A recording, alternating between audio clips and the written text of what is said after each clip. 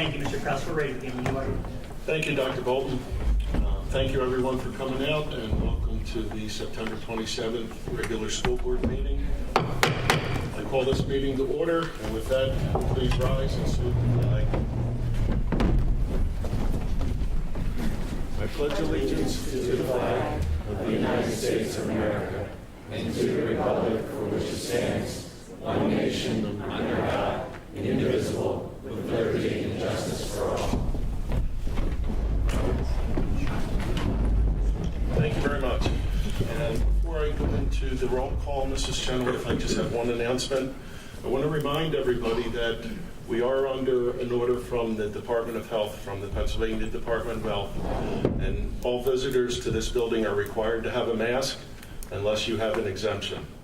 So I'm assuming some of you were here last month. If you were here last month and you filled an exemption form out, that is still good. If you did not fill out an exemption, please do so now. So, there are masks available for anybody who would like one. So anybody up here that you see at the table who is unmasked already has an exemption on file with the district. So please, I ask that you comply with this at this time. Okay, Mrs. Chenoweth, would you please call the roll? Mrs. Bennis Clemens? Mr. Cormack? Here. Mrs. Cohen? Here. Mrs. Dolan? Mr. Gerhardt? Mr. Kraus? Here. Mr. Rice? Here. Mrs. Walters? Here. And Mr. Wers? Here. Mrs. Chenoweth, I just want to clarify that Ms. Bennis Clemens is in a conflict with the IU meeting, which is this evening. And so she's doing that meeting remotely, actually, I believe, in the parking lot. And once the voting items are done, she will be attending late. So we'll let the record know that when she comes in late. Thank you.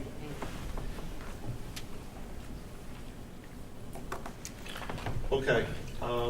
At this time, we'll roll into public comment. But before I do so, I'm going to remind everybody of our policy.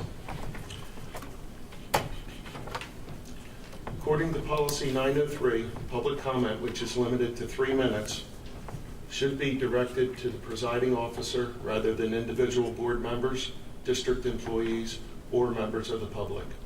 For confidentiality and privacy rights, specific comments regarding particular individuals must be communicated privately to the school board and superintendent via email at psdschoolboard@penridge.org.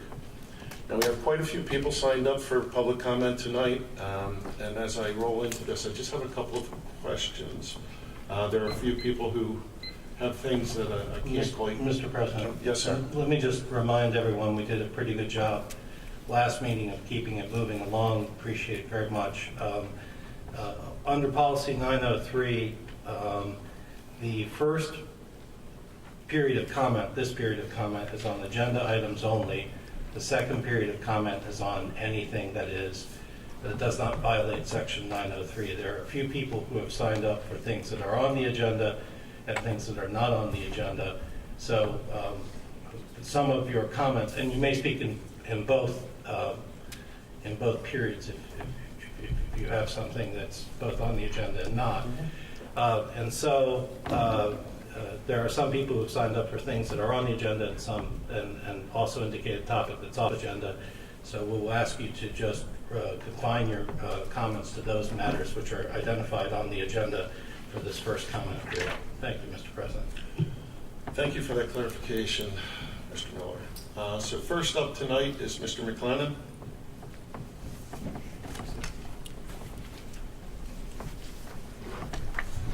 Mr. McLennan, you're signed up for the curriculum and safety. Curriculum is on the agenda for this evening. Safety is not. So if you would confine your remarks in the first period to curriculum. Great. Thank you. Just a real quick thing. I do want to thank the board for getting back to me on information on the DEI committee and your consideration for my application. I know that's not in with the grouping, but thank you very much. I also want to thank you for sharing your ideas about how to improve curriculum aimed at engineering, the manufacturing trades, school to work, mentorship programs, and local businesses, and how to reopen the pool. That was a big one for me. And the adult evening classes, all those were popular in the past. I've spoken of them a couple of times. I've emailed you, and I appreciate that you... Oh, wait, no, you didn't get back to me on that stuff. I'm sorry. But that stuff that's really important to me, and I just wanted to bring it up again. It does fit into curriculum, use of facilities. That's the way I see it. Okay?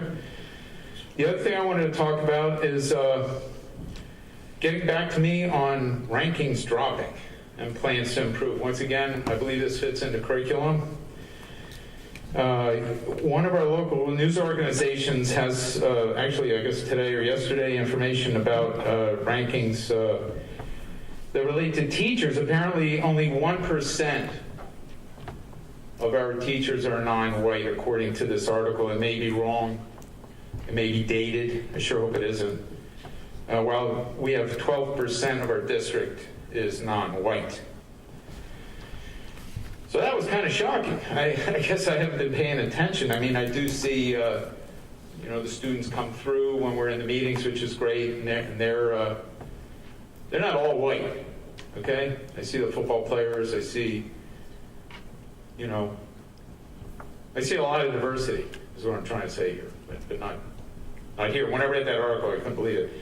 And the way I'm trying to get back to the point that this has a lot to do with your curriculum, a lot. I guess we're thinking DEI, I'm thinking yes, diversity, but curriculum, it's important that you have teachers that teach a diverse curriculum. And if you don't have diverse teachers, you're not going to get there. You did get back to me. You said the diverse advertising's all opening to a wide variety of platforms and sources to attract the best qualified candidates. I'm sure you will agree this is the best interest of our students. The candidates are then thoroughly vetted, and a small number are brought in for several rounds of interviews again. This is to be sure we hire the best talent available, regardless of ethnicity, religion, socioeconomic background, gender, and race. Thank you. That's what you wrote to me. Lastly, the district has created a recruiting video, which plays on a continuous loop when the district is present at job fairs. And you finish with this. So I'm not sure exactly where the perceived problem exists. Well, it is clear that the problem is that 99% of your teachers are white, or put another way, you hire almost exclusively Mr. white McLennan, your teachers. time is up, sir. Your time is up. Thank you. Thank you.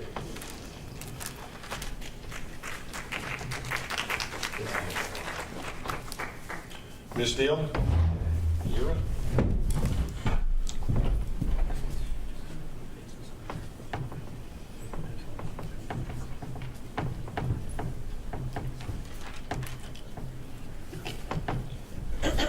Hi, Liz Deal, Sellersville Borough.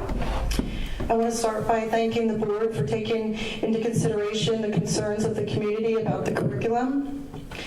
The Faces of America unit, which is part of the 10th grade American literature curriculum, contains a list of 20 texts that the curriculum identifies as a menu from which students will choose.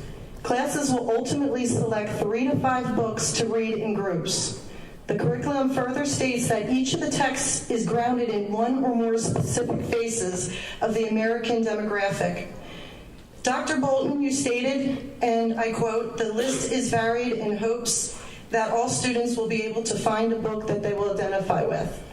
Some examples of the texts listed as part of the faces of the American demographic that students are to identify with include a black high school student wrongfully accused of shoplifting and beaten savagely by a police officer, an Indian American Muslim teen who is the victim of Islamophobia, a queer gender girl with Asperger's that is set on fire by a black classmate, 2 books about undocumented immigrants facing deportation, a book about a Japanese family placed by the government into an internment camp, a book about a black man falsely accused of raping a young white girl, and the list goes on.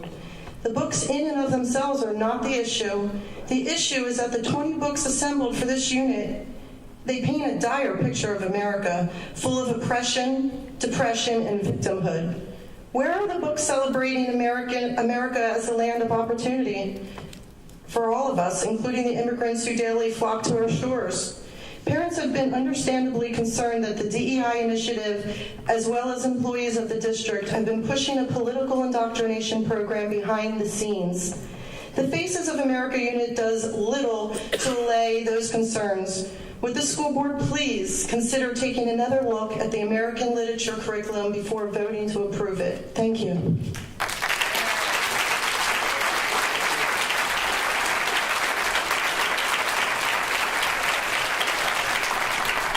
Montague?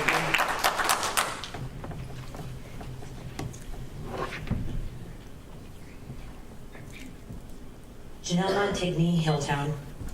The demonizing of anyone who questioned the DEI initiative needs to stop.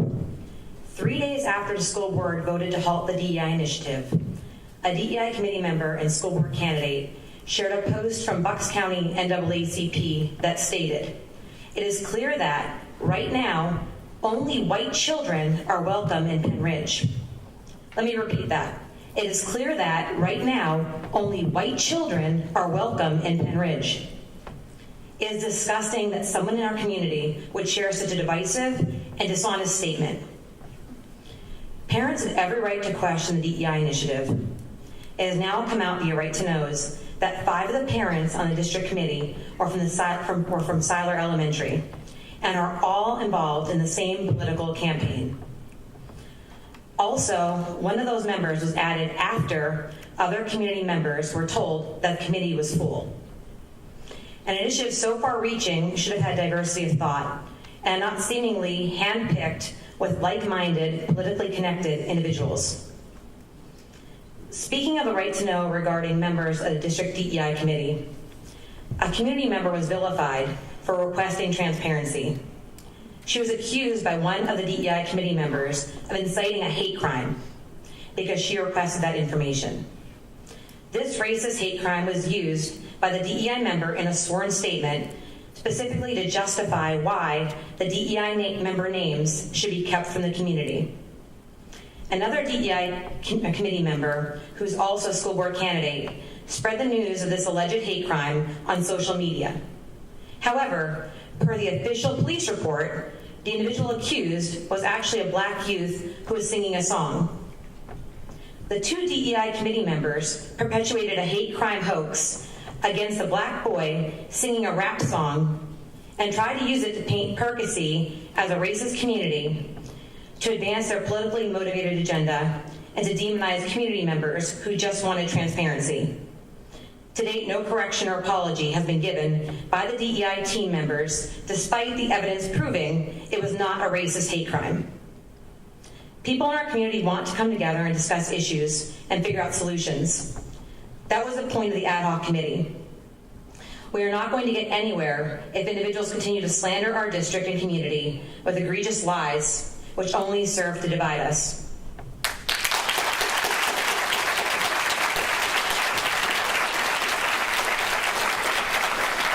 Mr. Price?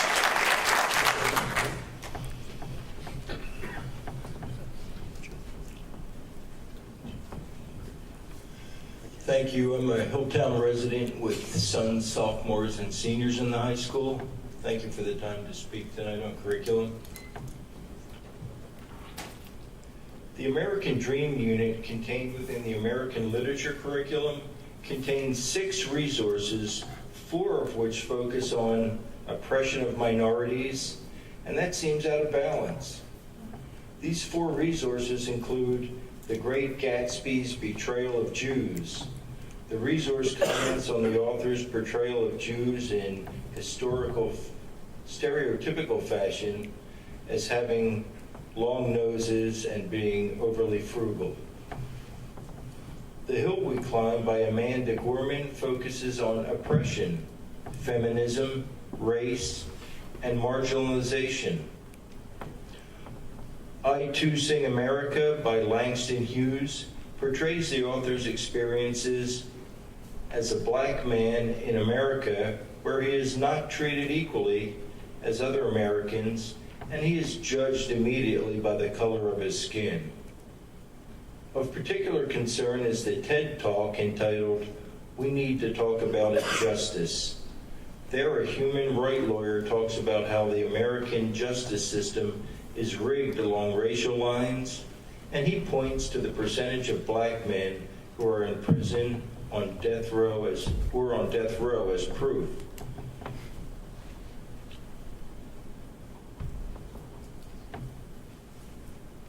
He insinuates that black individuals are being denied the right to vote by way of the criminal justice system, and that convicted felons permanently lose the right to vote. He further draws a line of comparison between black men being on death row and in the Old South, the Germany exterminating the Jews. This video is massively imbalanced in the portrayal of the American justice system. I do not believe it belongs in the classroom, as it promotes a politically driven narrative of systemic racism as irrefutable fact. In that very least, parents need to be given advance notice of its presentation so they can talk to their child in and about the content before the video airs. And I would ask that you not consider adding anything to the curriculum that isn't fully revealed to parents in writing and gotten a vote from them. I am concerned that the American literature curriculum is skewed to present America not as a land of opportunity where every citizen has the freedom to pursue the American dream, but rather as a country of oppression of minorities, both in the past and up to the present time. I request that the board refrain from approving the American literature curriculum until further review and revisions are made. Thank you.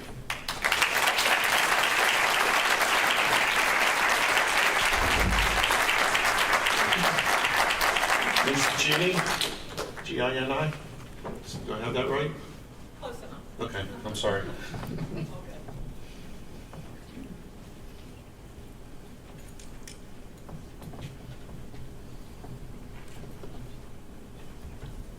Thank you, board members, for taking my comments this evening. I'd like to make a comment regarding the modern contemporary literary period as far as the curriculum. The American literature curriculum defines texts from the modern contemporary period as those that, quote, discuss the disillusionment with traditions because different identities often did not fit within those traditions. As the population continued to grow and diversify, stories did as well, end quote. There are 4 required reading texts listed in the curriculum under the modern contemporary period. Mrs. Raber and the curriculum team stated that, quote, the 4 texts selected for the modern contemporary movement serve as an introduction to the core text, which is The Great Gatsby, of the next unit, which would be The American Dream, which explores the same movement in depth, end quote. The modern contemporary literary period covers the year 1915 to the present time. Despite the large time frame covered by this period, and despite Mrs. Raber's statements that the 4 texts serve as an introduction to The Great Gatsby, all 4 required reading texts for this literary period focus on oppression of racial minorities. In autobiographical notes by Baldwin, the black author states, quote, I was a kind of a bastard in the West. I was an interloper. This was not my heritage. I would have to appropriate these white centuries. What was the most difficult was the fact that I was forced to admit something I had always hidden from myself, that I hated and feared white people, end quote. In How It Feels to Be Colored Men, an African-American woman in the U.S. talks about when she feels her race and when she does not. Rules of the Game is about the Chinese-American author growing up in San Francisco's Chinatown. Her mother explains, quote, American rules, end quote, where people from foreign countries must know the rules, but Americans don't want to tell foreigners the rules because they will use them to get ahead, and rather the Americans tell you to figure it out yourself. In Daughter of Invention is a story of a girl from the Dominican Republic who immigrated to New York with her family, where she experienced a tough childhood. She has to learn to read and write English, and she's bullied because of her accent. Her father is concerned that his family abandoning their Spanish culture in an effort to fit into the American culture. So how do these 4 texts serve as an introduction to The Great Gatsby? Why were the great literary works of this period, such as Thornton Wilder's Our Town, John Steinbeck's The Grapes of Wrath, Ernest Hemingway's For Whom the Bell Tolls, or Betty Smith's A Tree Grows in Brooklyn excluded from this list? I believe that this section of the American literature curriculum needs further refinement, and I respectfully request that the board not approve this curriculum until it's brought into better balance. Thank you.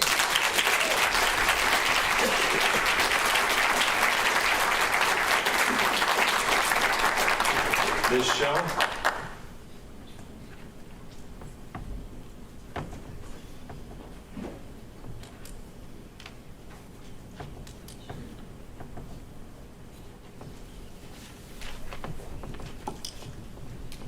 Hi, Alexa Shell, Hilltown. Since the 1776 Unites was added as an instructional resource, I think the only fair and balanced thing to do would be to also add the 1619 project as a resource. The 1776 Unites was created directly as a response to the 1619 project. I don't really see how you can have one and not the other. It just doesn't make any sense to me.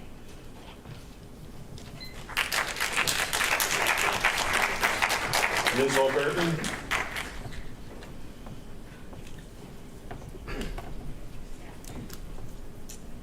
Heidi Alberton, Silverdale Borough. My comments center around the Faces of American unit, which another community member already addressed. I'm going to take a little bit different angle on it, though. This unit contains a list of 20 texts from which students will choose one or more books to read. It was asked previously that the district include a summary of each of the 20 texts. In addition, it was requested that the district identify for parents and students any text that contains sensitive content. We have been told that the staff puts together book talks for students to help them choose a book.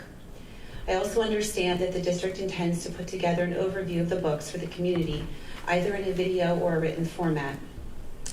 However, in reviewing the summaries provided by the district of the 20 texts, the district summaries can be quite different from some of the summaries that are found online to describe the text. The summaries the district created appear to be an attempt to justify the inclusion of the book as part of the American demographic rather than an attempt to accurately convey the content of the book. I have 2 examples, but there are more, and these, again, were covered by another community member. The first one is the All-American Boys, and this is the district summary that they've published. This text provides male teenage perspectives to gain empathy and an understanding of the misuse of authority. And then on NPR, they describe it as a young adult novel that looks at a specific instance of police brutality from the perspectives of 2 high school classmates. Rashad, who is savagely beaten by a local policeman who wrongly suspects him of shoplifting and assaulting a white woman, and Quinn, who sees the beating and initially pretends he didn't. The second one is called the 57 Bus. This is what our district has.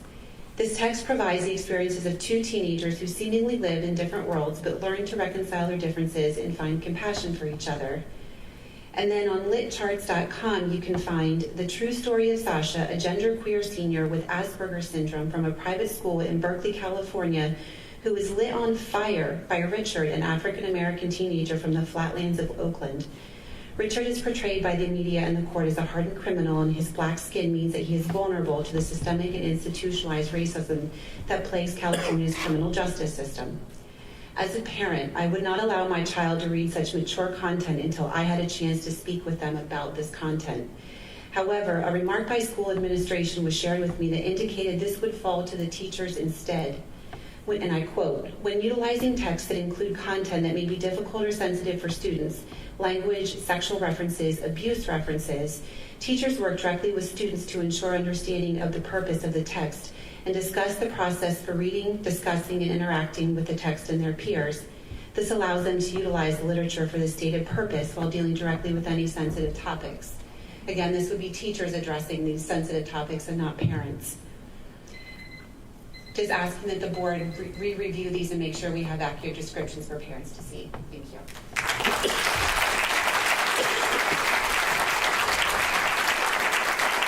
Mr. Teleska?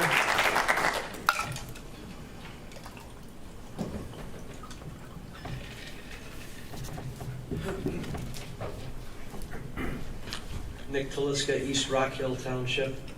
Thank you all. I'd like to speak to the curricula revisions on the agenda tonight, particularly social studies and the newly provided teacher guidelines. According to the slide attached to tonight's agenda, these guidelines are for, quote, current event and sensitive topic discussions, end quote. So I'll note briefly that the words sensitive, controversial, or political do not appear once in the document anymore. There is a section that's called what are some trusted news sources to represent a range of viewpoints that I can bring into the classroom. There's 16 resources identified. All Sides is also was listed as giving a wide range of perspectives, but All Sides also has a media bias ranking. So of the 16 resources listed, 9 were deemed to be left-leaning, 2 of them labeled as further than that, to the left. Just 1 has a right-leaning assessment, and that source is oddly Canada's 7th leading newspaper, the National Post. I've asked before in correspondence with the board, how do teachers know what is bias, and if examples of bias are studied and discussed? And it may be too simplistic, and I understand that, but the final section of the guidelines discusses how to prepare students for a reflective discussion of current events, especially those that may be emotional or divisive. There's a matrix of instructional goals and strategies with embedded links for details on each strategy. Now, the links all come from this place called Facing History and Ourselves. I don't know what they were about, but they have an About Us page. And it says, quote, at Facing History and Ourselves, we believe the bigotry and hate that we witness today are the legacy of brutal injustices of the past, end quote. That's the first sentence. Then it continues, Facing History's resources address racism, anti-Semitism, prejudice at pivotal moments in history. We help students connect choices made in the past to those they will confront in their own lives. So to emphasize, this resource is what the district has put up to help teachers discuss emotional or divisive current events in social studies. So I asked that the board would take a harder look at Facing History and Ourselves for obvious reasons, but the question I want to put to the board is, should we consider further revising these teacher guidelines to include the discussion of controversial issues? Thank you very much.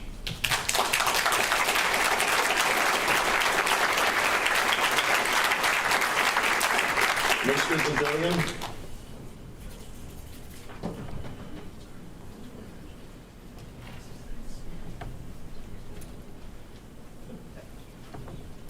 Dave Bedoyan, Percy Borough.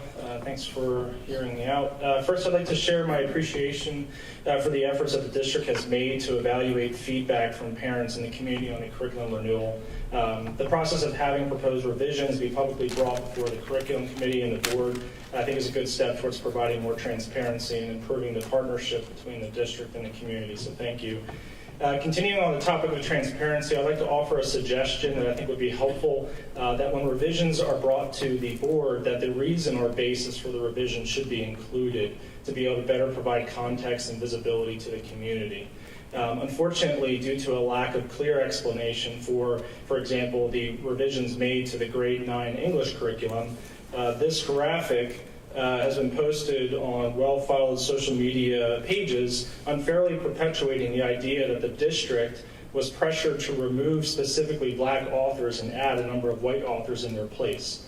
I was one of the individuals that provided feedback to the district, and I know what I said, and I provided just a basic outline of the fact that there's an imbalance in the overall theme, but I didn't particularly mention any book or ask that any book be removed or author be removed.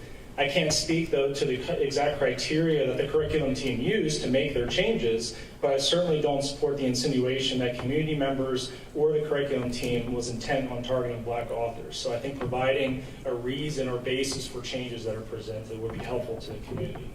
I'd also like to again request that the district continue to provide or consider how to provide parents with better transparency and access to specific resources prior to them being used. Given the change over the years from traditional hard copy textbooks, which were easy for parents to access, to now online content and open-ended resources, The district should work to provide clear communications to parents on what specific resources are going to be used. Although the curriculum documents note specific platforms such as Newsela and Learning for Adjustments, they don't always explicitly state which resources will be used. And just given the wide range, some of the political leanings of some of these content providers, I think it would be helpful to parents to know what specific resources are going to be used. Lastly, I would ask that the district has explained guidelines that teachers use to select resources. There's been a number of incidents this last year, and even within the last few weeks, where students were exposed to sensitive and questionable content or resources. We've heard many of these. I won't go through them, but one I will note particularly that happened early at the beginning of this year was a student questionnaire soliciting preferred pronouns and then offering the option to hide them from the parents was presented to students, and parents were only made aware because students took pictures of them and sent them back, and that was how it was brought to the district's attention. So I'd like to understand what the district is doing to address a number of these instances that has been brought up to the district by parents, and for the district and the board to consider whether the current guidelines for administrators and teachers... Mr. Bedelia, I'm terribly sorry, but your time is up. Can I finish my sentence? Just finish your sentence, sir. Thank you. Whether or not the guidelines are sufficient to provide clear expectation and ensure age-appropriate and balanced resources are being used. Thank you. Thank you.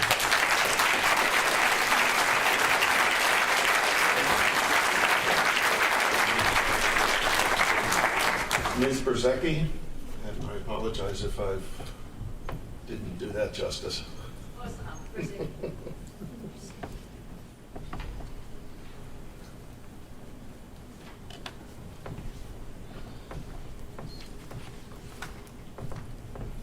Hi, I'm Stephanie Brzezicki. Although the DEI initiative has been halted, certain aspects of the American literature curriculum continues to be out of balance as it pertains to its interpretation of America as a land of oppression, and in particular oppression of minorities. In the American Sampling Unit, the curriculum defines the realism period as a period in American history when texts that reflected the challenging experiences of identities other than white males began to be published. It is my understanding that this style of writing covers the time period from the Civil War to the turn of the century and was a style of writing in which the author was seeking to represent the true experiences of everyday people, all people. If that is so, why the narrow focus to exclude white males? Your list required reading texts for this period focusing solely on the traumas of slavery and the challenges faced by women due to the societal expectations. The Battle with Mr. Covey by Frederick Douglass centers around the period of time when Mr. Douglass was a slave who was mercilessly beaten on numerous occasions by his owner, Mr. Covey. A Pair of Silk Stockings by Kate Chopin. This story highlights the precariousness of women's lives in the late 19th century, when women were often pressured into unhappy marriages to secure their future as women rarely inherited family wealth. The honors course requires 4 additional texts, and all of them from the Harlan Renaissance period. And I can name it: The Harlem by Langston Hughes, a poem about racial injustices experienced within the Harlem community. Mother to Son by Langston Hughes. The speaker can be seen as generalized image of an African-American mother who wants to explain the troubles her black son's going to face as he ages. Incident describes an 8-year-old who has been called the N-word. I Too by Langston Hughes. The poem portrays American racism as experienced by a black man. In the poem, white people deny the speaker a literal and metaphorical seat at the table. However, the speaker asserts that he's just as much a part of America as white people, and that soon the rest of the country will be forced to acknowledge the beauty and strength of black people. All 6 required reading texts in the realism section revolve around oppression, 5 concerning oppression of African Americans, and 1 concerning oppression of women. Why did the curriculum team choose books with the common theme of oppression of minorities for this literary period and exclude works like The Adventures of Huckleberry Finn by Mark Twain, The Red Badge of Courage by Stephen Crane, Of Mice and Men by Steinbach, Life in the Iron Mills by Rebecca Hardin Davis, or The Portrait of a Lady by Henry James? These are well-known classics of the realism literary style. Would the board consider holding off on voting to approve the American literature curriculum until a more thorough review of this issue of focus on oppression is investigated? Thank you.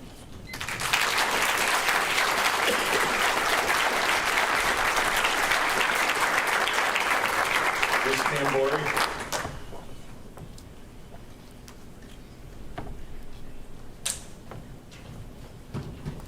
Andrea Tambori, Hilltown Township.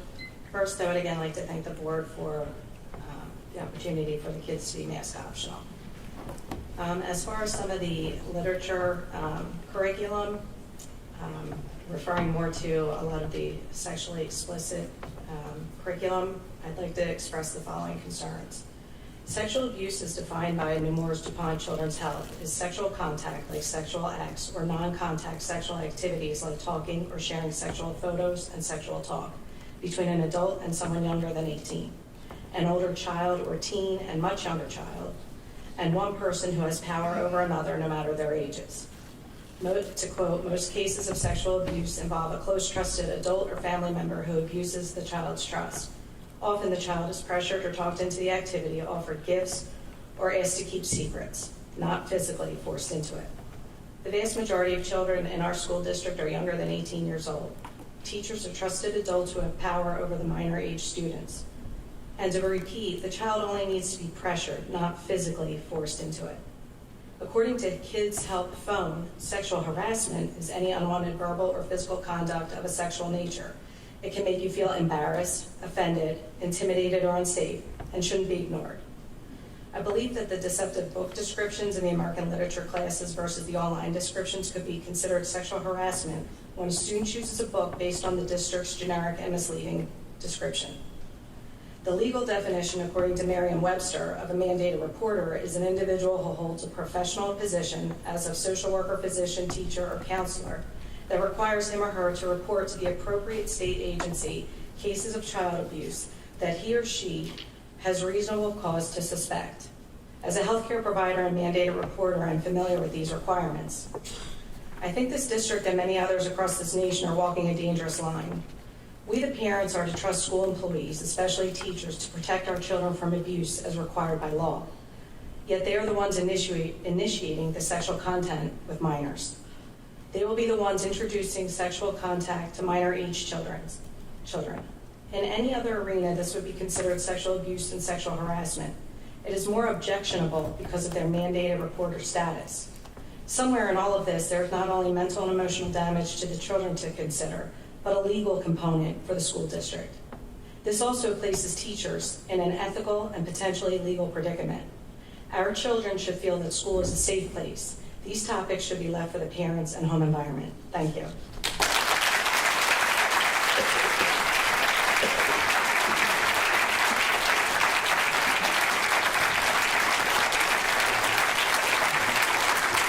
Ms. Hicks? Ms. Hicks?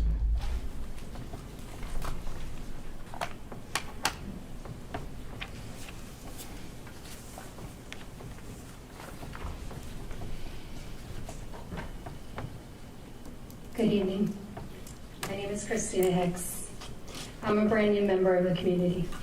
And I'm actually a little appalled right now because I've worked for 6.5 years with children in the foster care system who have experienced actual sexual abuse and very awful neglect and abuse. So the fact that we're comparing reading books to sexual abuse is appalling to me. Just want to state that first and foremost. I'm also a mandated reporter, just to put that on record. Anyway, I came to this community to be closer to family, but I also heard about the work that was being done to revise the curriculum and bring in more voices of other community members. I heard about the work that was being done by DEI committee. I was very impressed with the changes that were trying to be made to actually incorporate the voices of other people. I had hoped that these changes would bring Penridge students into the 21st century. I was very devastated after moving here to hear that these efforts were halted and that there's been a constant barrage of people standing up and calling out books that talk about people's lived experience as a problem. The fact is that there is oppression in this country. The lived experience of someone, just because you have an experience, it doesn't denounce, it doesn't make it obsolete. It's still fact. I've seen the school to prison pipeline firsthand. I've seen disparities in how children were handled, black and brown children were handled by school districts, in contrast to how the same students who were white were handled in situations. The fact is that if we're going to provide our students with the needed abilities to compete on a national level and international level, they need to have the education to be able to do that. And sometimes in the community, if you don't have a wide, diverse population in your community, sometimes books are the only way that they get that experience. I had the blessing of having parents who chose, even though I grew up in Bucks and Montgomery County, to have friends that were of all different races and ethnicities, languages, etc., and had me around them so that I could experience their experience, hear about it. It developed in me the ability to listen, to empathize at a different, deeper level. Our children need that. But again, we're limited by the community that we're around. But I'm concerned for our students that are in this. Thank you. Thank you, ma'am.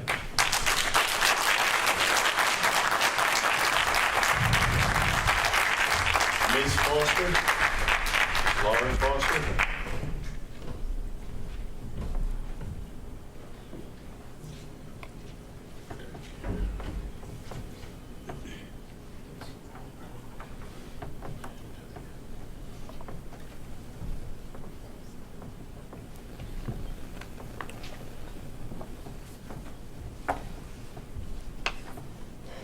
Hello, I'm Laura Foster.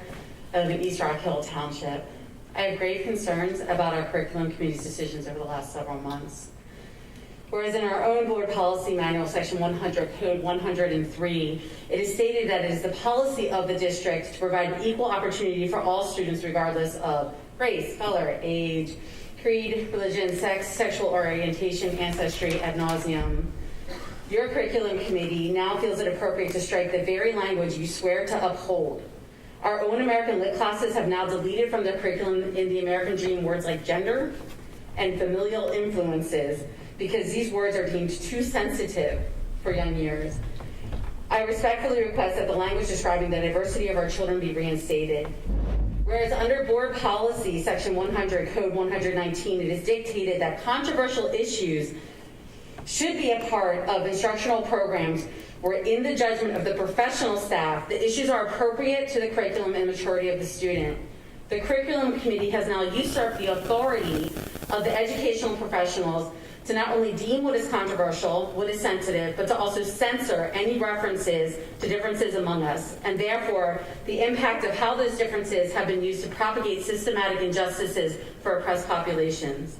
I respectfully request that the school board stop catering to the clear GOP agenda and start taking seriously their role to represent the entire community, not just the few loud voices of your political allies. Furthermore, I move that the 1776 Unites website be removed as a digital literacy resource for the social studies curriculum. The website has a clear political affiliation with the far right and tries to erase the impact of slavery in America. The 1776 Unites derivative source, the 1776 Commission, was instituted without any input at all from professional historians. It is the epitome of historical revisionism. It falsely portrays slavery not only as it falsely portrays slavery not as a core part of American history and society, but as a global institution that, quote, had all but been imposed on Americans. A basic tenet of digital literacy is to check your resources. I've written policy my entire career. I've likely written COVID policy that dictates the care of someone that you love. There's not one time I have cited a .com in my research. Why are we including GOP propaganda in our school curriculum? Please remove this website from our curriculum, and I respectfully ask that the curriculum committee and their members take a class in digital literacy prior to making any further recommendations. Thank you kindly.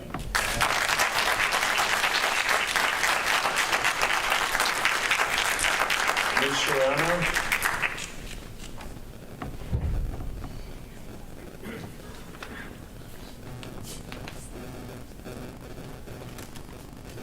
Hello, Carolyn Shrino from Hilltown Township.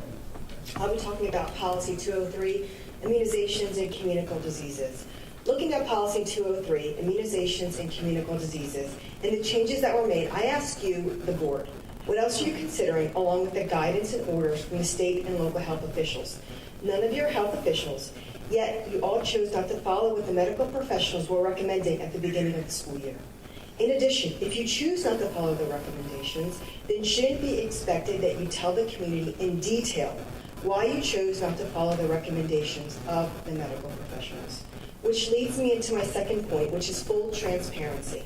I'm asking you, the board, to think about transparency and the lack of it to the community with many of your decisions. You're all elected officials and owe the community the respect of being transparent in your decisions that affect us and our children. This is not only a concern to me, but to many other community members. There was no transparency in how you came to the determination of being masked optional at the start of the school year. Like there was no full transparency in who applied for Dr. Thompson's position, along with being no transparency in ad hoc committee and its formation. This is a committee that we were told was to be handpicked by certain board members, which that alone is concerning. I know of many people, including myself, who have had questions about this ad hoc committee, but have yet to hear back. Why is that? I understand that we're all busy, but these questions and concerns should be answered. Again, I ask you to please look at your inner workings and see how you can show respect to all your community members and work on being transparent, because the lack of it is really hurting our community. The 9 of you were elected by the community and truly should be representing the whole community, not part of it. Thank you.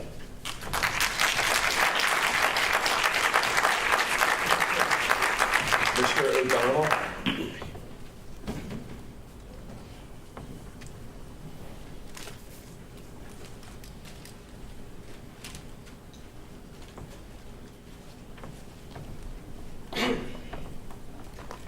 Hi, David O'Donnell, Sellersville Borough.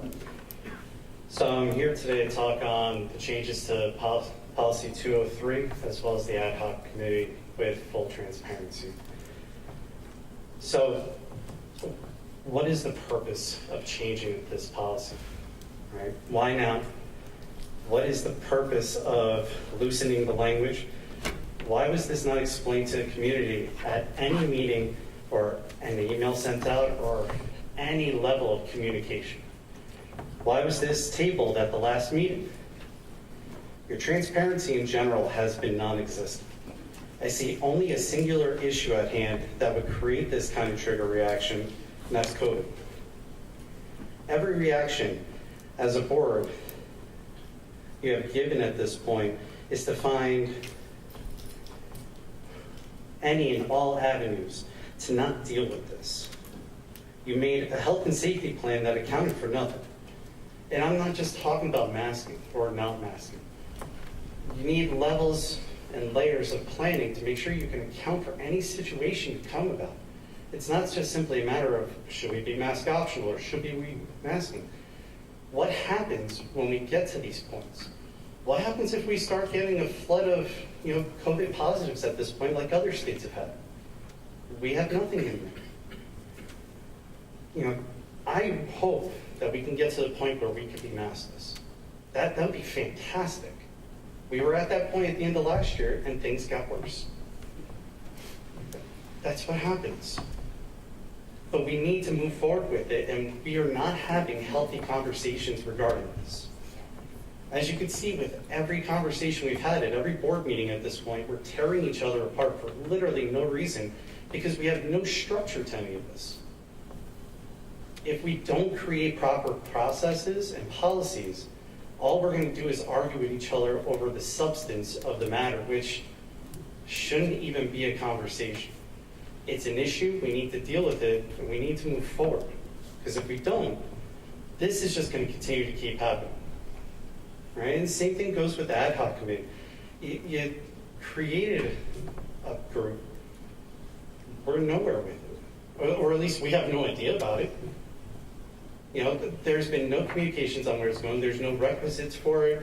There's no, only you saying that, yeah, we want to find out if it's a worthwhile venture. Okay. every single business and almost every single school district in this nation area shows it's a worthwhile venture, because even without thinking about race and inequalities and everything, it's a way to get more views into the spectrum of our school. That's a worthwhile venture, no matter how you look at it. Thank you, Mr. O'Donnell.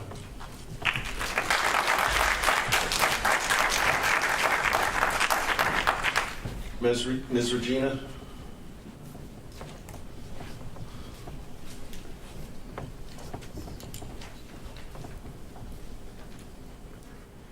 Stephanie Regina, East Rock Hill Township. I'm disappointed to be standing here again to address my disappointment with the board's irresponsible actions regarding our community's health, and I'm especially sad to say that this time it isn't limited to the pandemic. The board's changes to Code 203, much like its response to the school mask mandate, is yet another way of blatantly encouraging Pennridge families to unethically dodge state requirements that are designed to prevent the spread of dangerous communicable diseases amongst our children. As though medical and religious exemptions are not already reasonable and sufficient avenues for families to take if they have genuine reasons to consider not vaccinating their children, now the board is once again trying to let everyone, for literally any reason, avoid doing their part to promote public health by adding the word moral and moral objections to the list of acceptable exemptions. This strategically added language pretty much nullifies all exemption parameters and makes the process a free-for-all, which I do not believe is an accident. The ironic part is that the PA Department of Health already indirectly includes so-called moral objections to student vaccination as an extension of religious exemptions.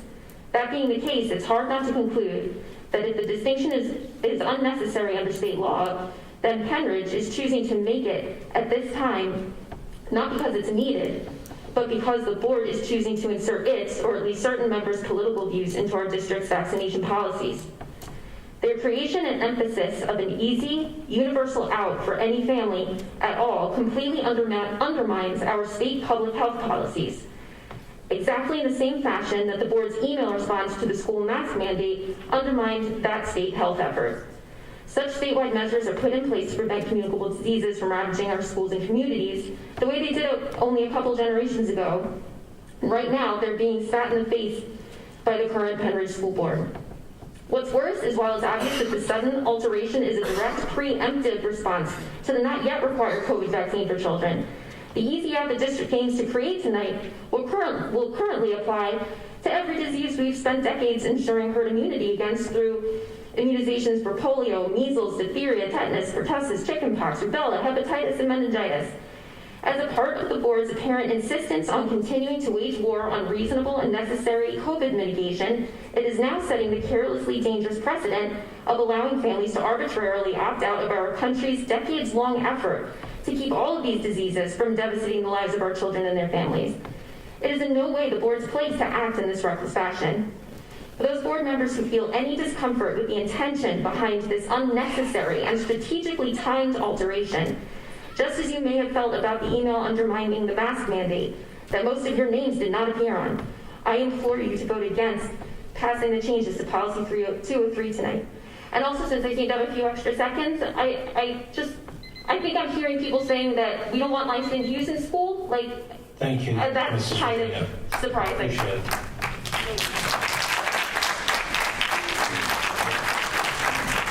The other individuals who are on the list have identified topics which are not on the agenda or have indicated their topic does not relate to an agenda item, so they will be called on to speak in the second period of comment, as we indicated previously.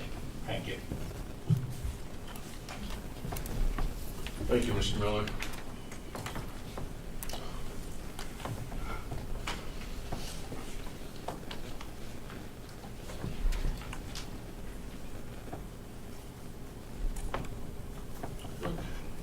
Sorry, my computer screen went to sleep. So, all right. Moving into the President's report.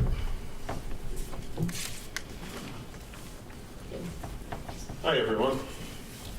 When I mentioned at the August 23rd board meeting about the formation of an ad hoc committee, each of the board members assigned to the committee was asked to nominate 3 to 5 individuals who would be willing to participate. In addition, some from the community sent an individual email volunteering to participate, and to be fair, those individuals have been added to the list of nominees. The intention of this committee is to serve in an advisory capacity and to provide the board with recommendations related to a variety of topics. The maximum number of committee members will be 18. The committee will consist of 15 community members, 3 volunteer teachers, 1 from each grade level, plus the appointed 3 board members.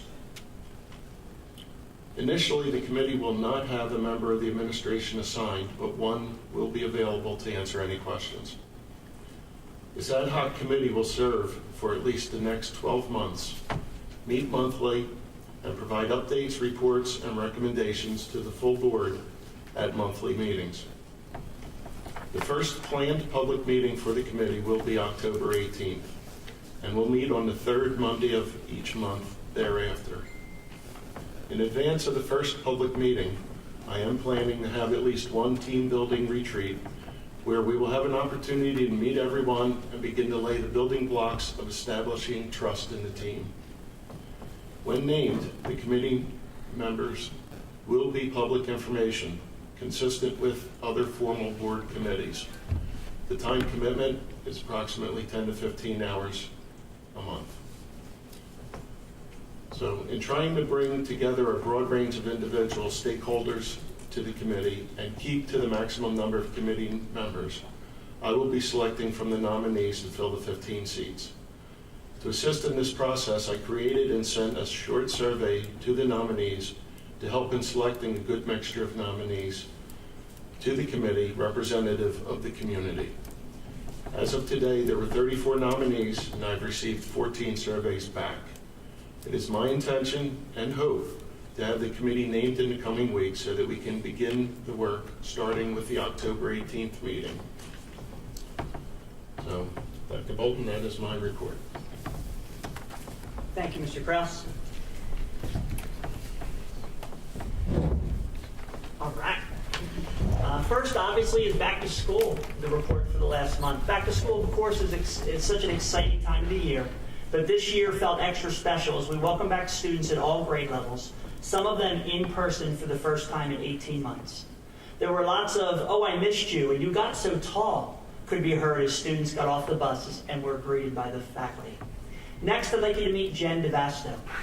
Jen is the new orchestra director at Pennridge High School and was recently featured in Time Magazine's cover story on the people who saved the school year because of her work during the pandemic.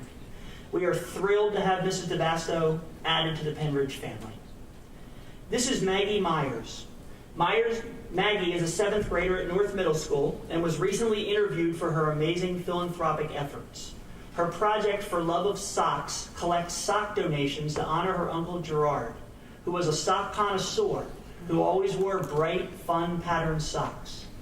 Maggie and For Love of Socks has partnered with the Mitzvah Circle Foundation, a local nonprofit organization who serves families in need, and has placed over 15,000 pairs of socks on those who need them most. I would encourage you all to check out Maggie's Facebook page called For Love of Socks for ways that you can get involved and help. Great work, Maggie. Next are pictures from the Fad Lab. Both Grass and Seiler Elementary Schools have recently had a visit from the Bucks County Intermediate Unit's STEM Fab Lab. The Fab Lab offers a unique learning experience for our students. The pictures you see here are students using Ozobot coding to demonstrate their understanding of Native American tribe locations in the United States. Our girls soccer team and their coach, Audrey Anderson, saw the impact that Hurricane Ida had on our community and the surrounding area. The girls on their own decided to collect some of their money and bought a team dinner and several gift cards for the members of the Upper Dublin girls soccer team, an area that was severely impacted by the hurricane. Today was actually the first day back to school for Upper Dublin High School since the hurricane. Our students were moved by the thought of having to go to soccer practice while dealing with being displaced from your home because of flooding or other damage. We're proud of our Lady Rams for their character both on and off the field. Next, please meet Anna James. Anna is a senior at Pennridge High School and attends the Upper Bucks County Technical School in, you could guess, the Animal and Veterinary Science program. She has been named the Student of the Month for September. Anna has also recently been named to the Upper Bucks County National Technical Honor Society, the Penridge High School National Honor Society, and the National Honor Society of High School Scholars. Anna also contributes to the community by serving as a junior firefighter for the Hilltown Volunteer Fire Company and is a top soccer volunteer. Penridge is embarking on the renewal of the comprehensive plan that is a 3-year state document that will cover the years 2022 through 2025. The district steering committee, you see some pictures here, consists of 35 members representing the school board, parents, teachers, administrators, local businesses, and other community members. And I want to say a huge thank you to Dr. Kathy Scheid and to the Bucks County Intermediate Unit for their leadership with this endeavor. Penridge High School's Career Pathways program has begun with its pilot group within the Arts and Communications pathway. Approximately 45 music students across grades 9 through 12 have been invited to participate in this initial cohort. These students will work alongside the high school music teachers and our Career Pathways coordinator to further explore career opportunities connected to the performing arts. Throughout the year, students in the pathway will be invited to participate in special activities, including industry visits, post-secondary planning meetings, and job shadowing experiences. It is our intention that feedback from this pilot will be used to create additional pathways for other students in the future. We are excited to announce the Penridge Community Partnership between Grandview Health, St. Luke's Penn Foundation, and the Penridge School District. The Penridge Community Partnership, or PCP, that probably doesn't work.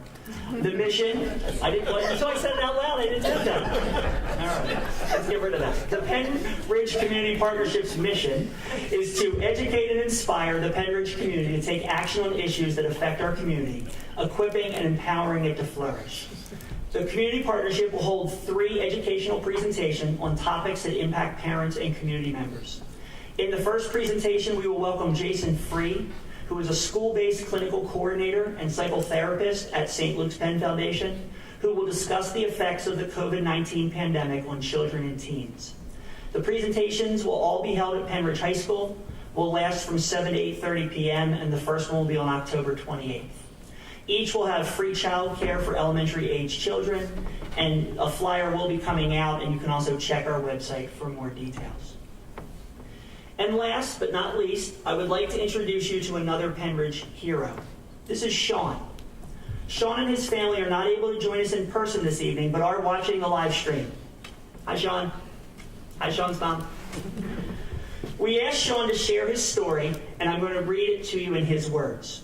Hello, my name is Sean Whitehurst, and I'm a junior at Penridge High School. I've decided to share my recent experience with CPR and why I strongly believe learning CPR should be a mandatory part of the Penridge School District Wellness curriculum. My story with CPR began at the age of 15 when I became a certified lifeguard. I've been a competitive swimmer and water polo player for several years, so I thought lifeguarding would be a fitting job. On the job, I've been fortunate to never have to use my training in a life or death scenario. However, I haven't been so lucky in my day-to-day life. While on vacation in Vermont this summer, my family and I took a day trip to Stowe, Vermont, and visited a tourist attraction known as Bingham Falls. Bingham Falls features a beautiful 40-foot waterfall with lots of rock formations. These rock formations make it a popular cliff jumping spot.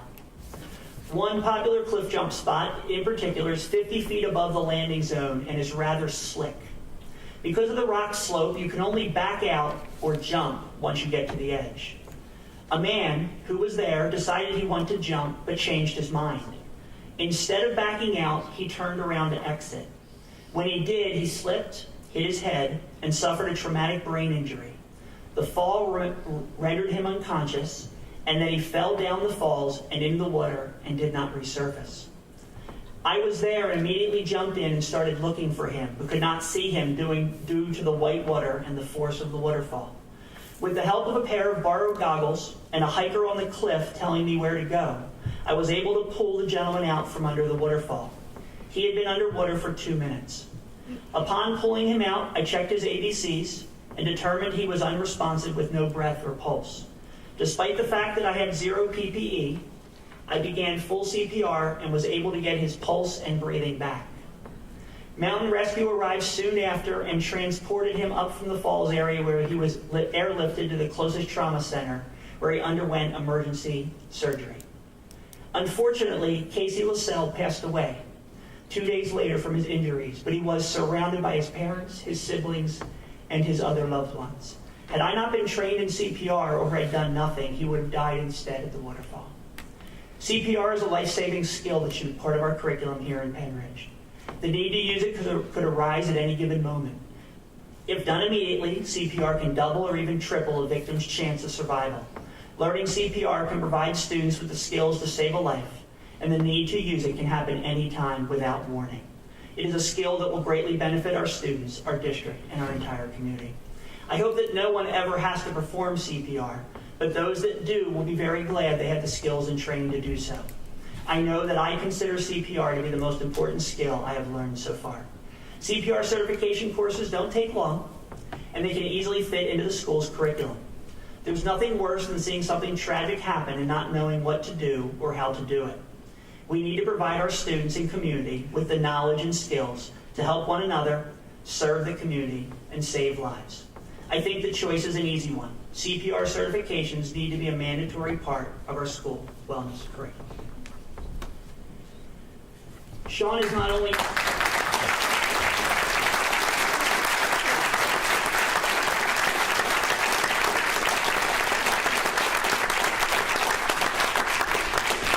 Sean is not only a Penridge hero, but he has recently learned that he will also be receiving the Central Bucks Chamber of Commerce Wawa Everyday Hero Award at the end of October. We are very Penridge proud of Sean for his active bravery and compassion. The Penridge Health and Wellness curriculum currently does include lessons on emergency first aid and CPR basics in both middle school and high school. Full CPR certification is offered through our lifeguarding class, which is only offered to juniors and seniors since individuals must be at least 16 years of age to be certified by the American Red Cross. I would like us to all again thank Sean loud enough so that he can hear us at his home. Sean, thank you.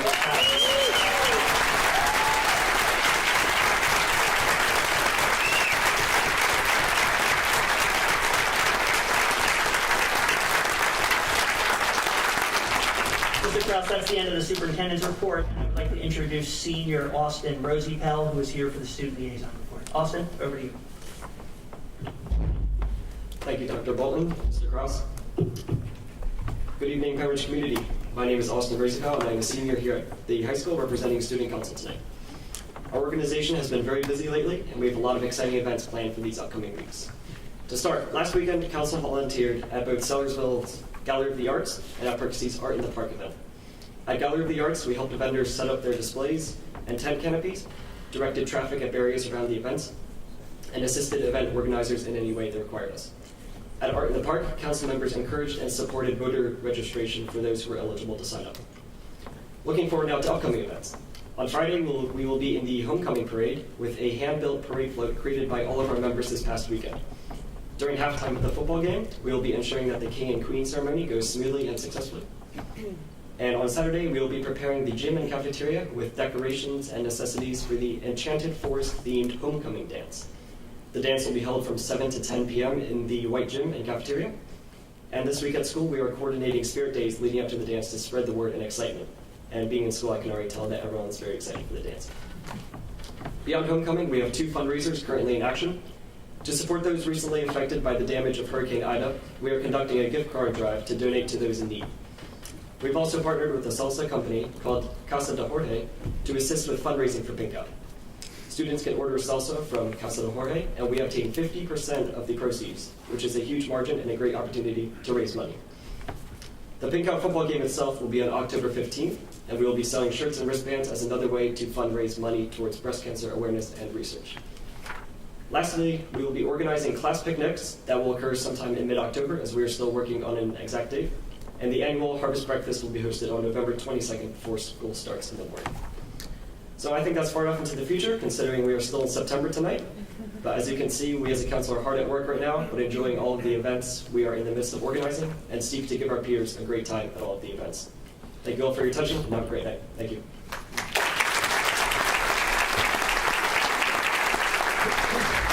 thank you for your report. You mentioned a gift card drive. If someone wanted to help and participate with that and they weren't a student at the high school, is there someplace they could get information or something you could tell us to do?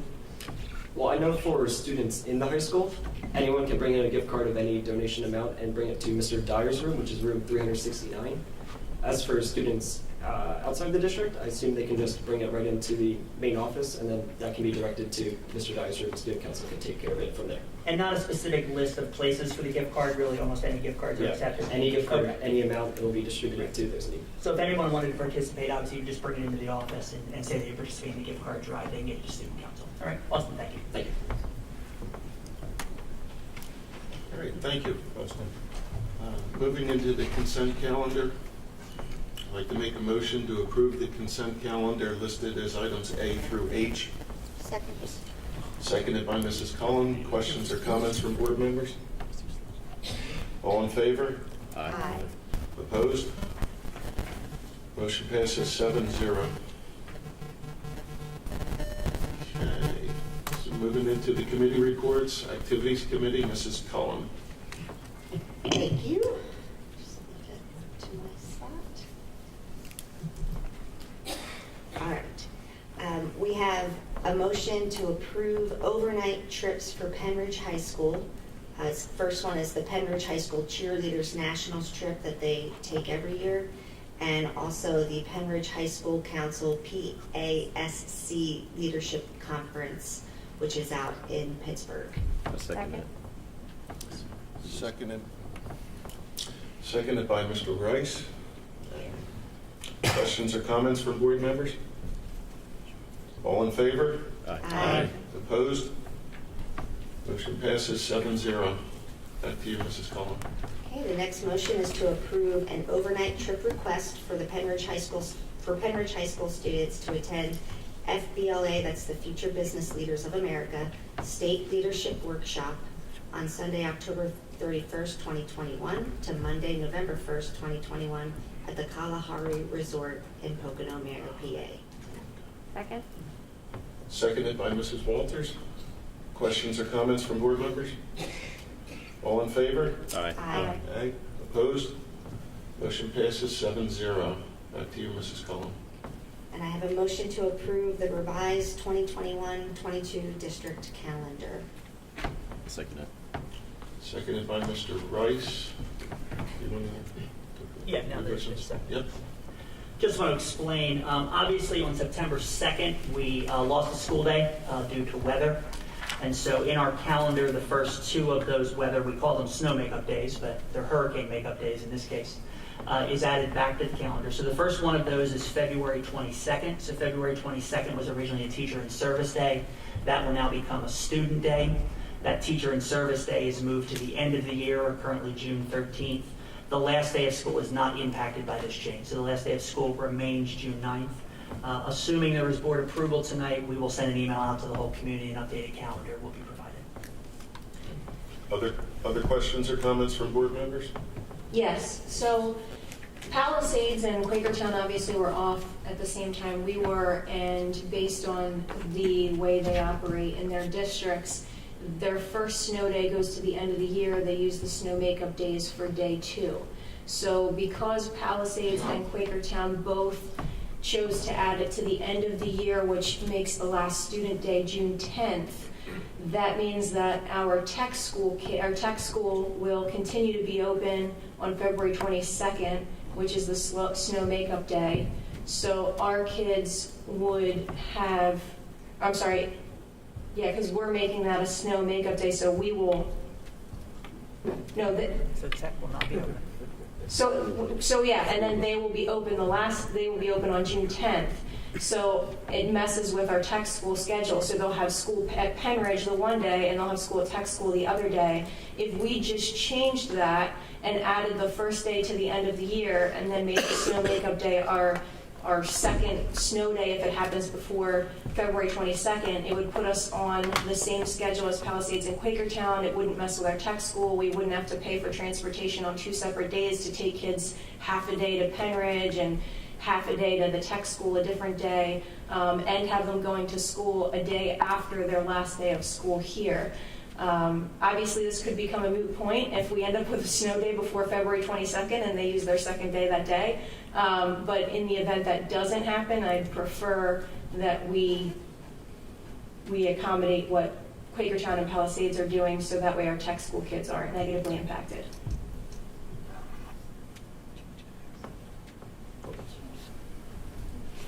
Well, that is clearly the board's purview. The board is in charge of the calendar, so the board can make that decision.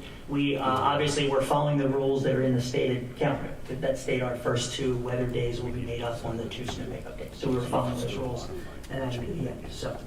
Okay. Board members, do we want to align with the other 2 districts?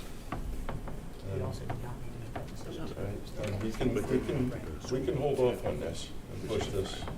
Yeah, while we look at it. Well, I think. Okay. Right.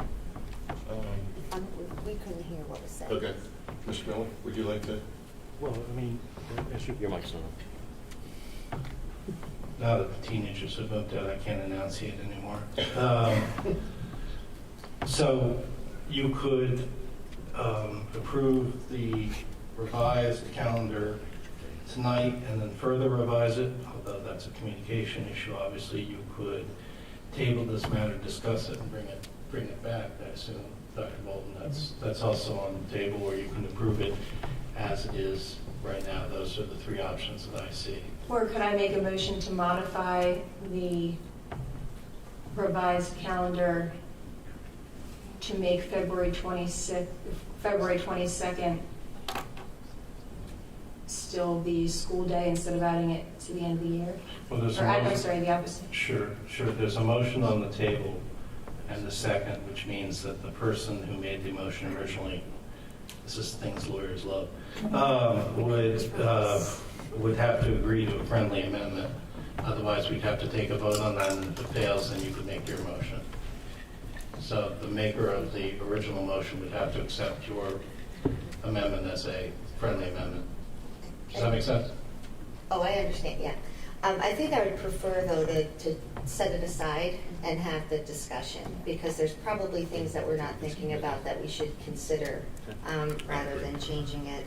Well, then, as there's a motion on the floor, a motion to table would be in order. It needs no second. I'll make a motion to table. I'll second. Well, belts and suspenders, it's fine. So there's a motion to table on the floor, and that takes precedent. There's no comment on motions to table, so it's just a straight vote. To table. Yeah, the vote aye would be to table, the vote nay would be to continue with the original motion. Right. Okay. So, board members, all in favor of tabling? Aye. Aye. Opposed? Motion passes 7-0. Back to you, Mrs. Cullen. Oh, I forgot that I did want to say one thing. If the unlikely happens that we have another day. Yeah. All right. So our next activities committee meeting is scheduled for Wednesday, November 3rd. Thank you. Curriculum Committee, Mrs. Walters. Thank you. There's 2 motions for approval tonight. The first one is a motion to approve revisions to American Literature 1.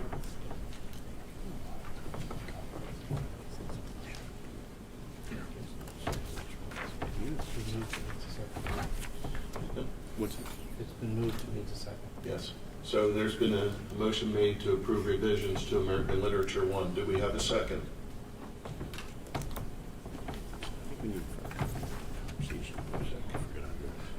I just wanted to say that I heard some really interesting comments tonight, and I would just like to hold off. I think we need more discussion as well, Mr. Woods. The motion is currently on the floor without a second. If there is no second, then the motion fails. Okay.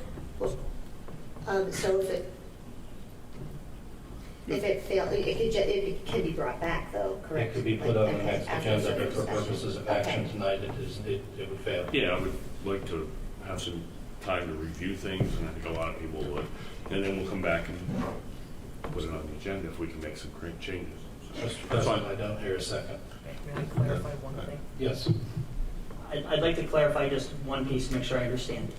The motion on the agenda is to approve revisions to add 2 instructional resources, neither of which were mentioned tonight. Right? One is history.com and the other one is the Library of Congress. It also makes the commitment to the book talks that were referenced tonight that we have said that we will do for all students and all families to make sure that there are more complete summaries of the books. But that's not actually a curriculum piece, that's more an information piece. And so my understanding is if we don't act, there was a curriculum approved in September. All this is doing is updating 2 resources. And so what I would suggest is that we consider these 2 resources, because it sounds like these 2 resources are appropriate. Regardless, we need to have a conversation about the American Lit. Okay. Because we already have an American Lit curriculum. So not moving doesn't change that. We have an American Lit curriculum that we are teaching currently. Although the majority of the comments made were units at the end of the year. Yeah, the literature circles unit is at the end of the year, which is that 20 books, which was not the only comment, but was primarily the comments that were made. So obviously the board can choose not to act on this. All that would do is not add history.com and the Library of Congress, and that's fine. But that is not really, it's not like we undo our American literature. We have a curriculum that's in place, so that we would need to talk about. But So again, with Section 8, Item B, which is currently the subject of the motion, it needs a second to move forward or else it fails. Do we have a second, board? Yeah, I misunderstood, so yes, I'll say. Okay. Seconded by Mr. Wers. For those changes. Okay. Questions or comments from board members? It's not relevant now, I guess, because this is just the history.com and Library of Congress. But I did want to mention that I had communicated to Dr. Bolton and Dr. Scheid and Dr. Barczyk, I believe.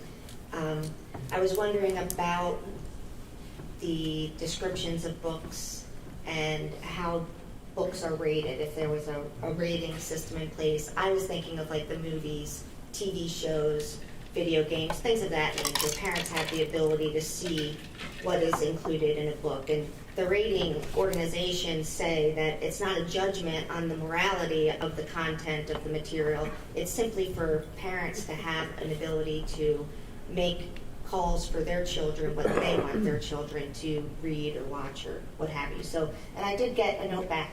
So I just wanted to mention that. And as I said, it's not relevant particularly to this motion, but. All right. Board members, all in favor? Aye. Aye. Opposed? Motion passes 7-0. Back to you, Mrs. Walters. Okay, the next motion is to approve curriculum changes to digital resources for social studies. Do we have a second?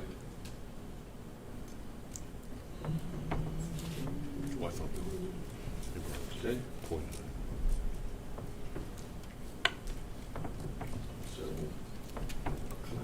This one, Okay. I would like to review this one too. We've got to send this back. Yeah, this is more clear cut.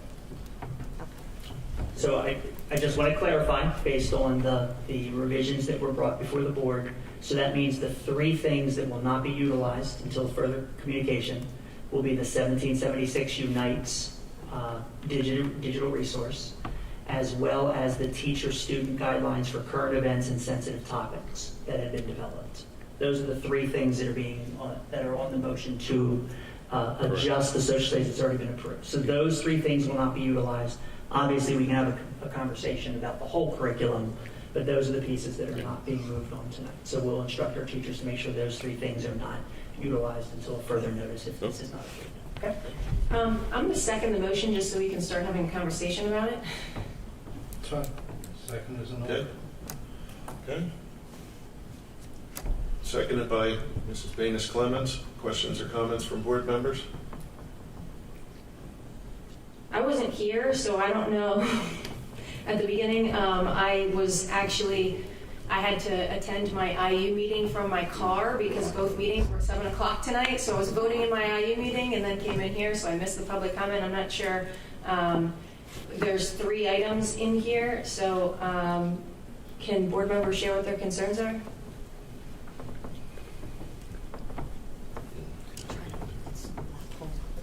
It's, so Ms. Vanis Clemens is in order to ask what board members' concerns are. Board members may or may not choose to share them, or it's certainly up to them. And then eventually the president can call the vote since it's been moved and seconded. I think for my part, there were comments, and I did try to take notes as people were making comments, but there was a sense that maybe the guidelines could be looked at again.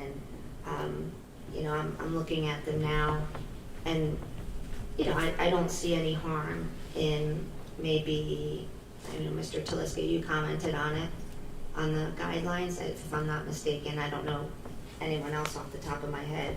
But if we could see that concern, if you could send it to the board, and then maybe we could, read through it and understand what your comment was. The only issue is that we currently do not have a curriculum committee meeting scheduled for October. So then I just wanted to put that out there. It would necessitate a curriculum committee meeting, right? Yes. Okay. So we're good? I have a motion, and I have a second. So board members want to look at the guidelines to Yes. strengthen them? Is that what you want to do? I'm okay with Yeah, I that. think there's a sense that we want to take a closer look at the guideline. Is that, when you talk, Mrs. Cullen, when you talked about the summaries, you're not talking about including that in this, you're talking about it as a separate item, correct? Yes, the summaries were more associated with the literature resources. Right, okay. And this is just the guidelines for discussion and things with social studies classes. Okay, I didn't know if you meant you wanted them included in, okay. Oh, yeah, no. Okay. Can we just make a motion to table it? So A motion to table would be Then we in can order, discuss it and come back. and would take precedence. So if someone wants to make that motion, there's no discussion, there's a vote. The vote yes would be to table this until the next meeting.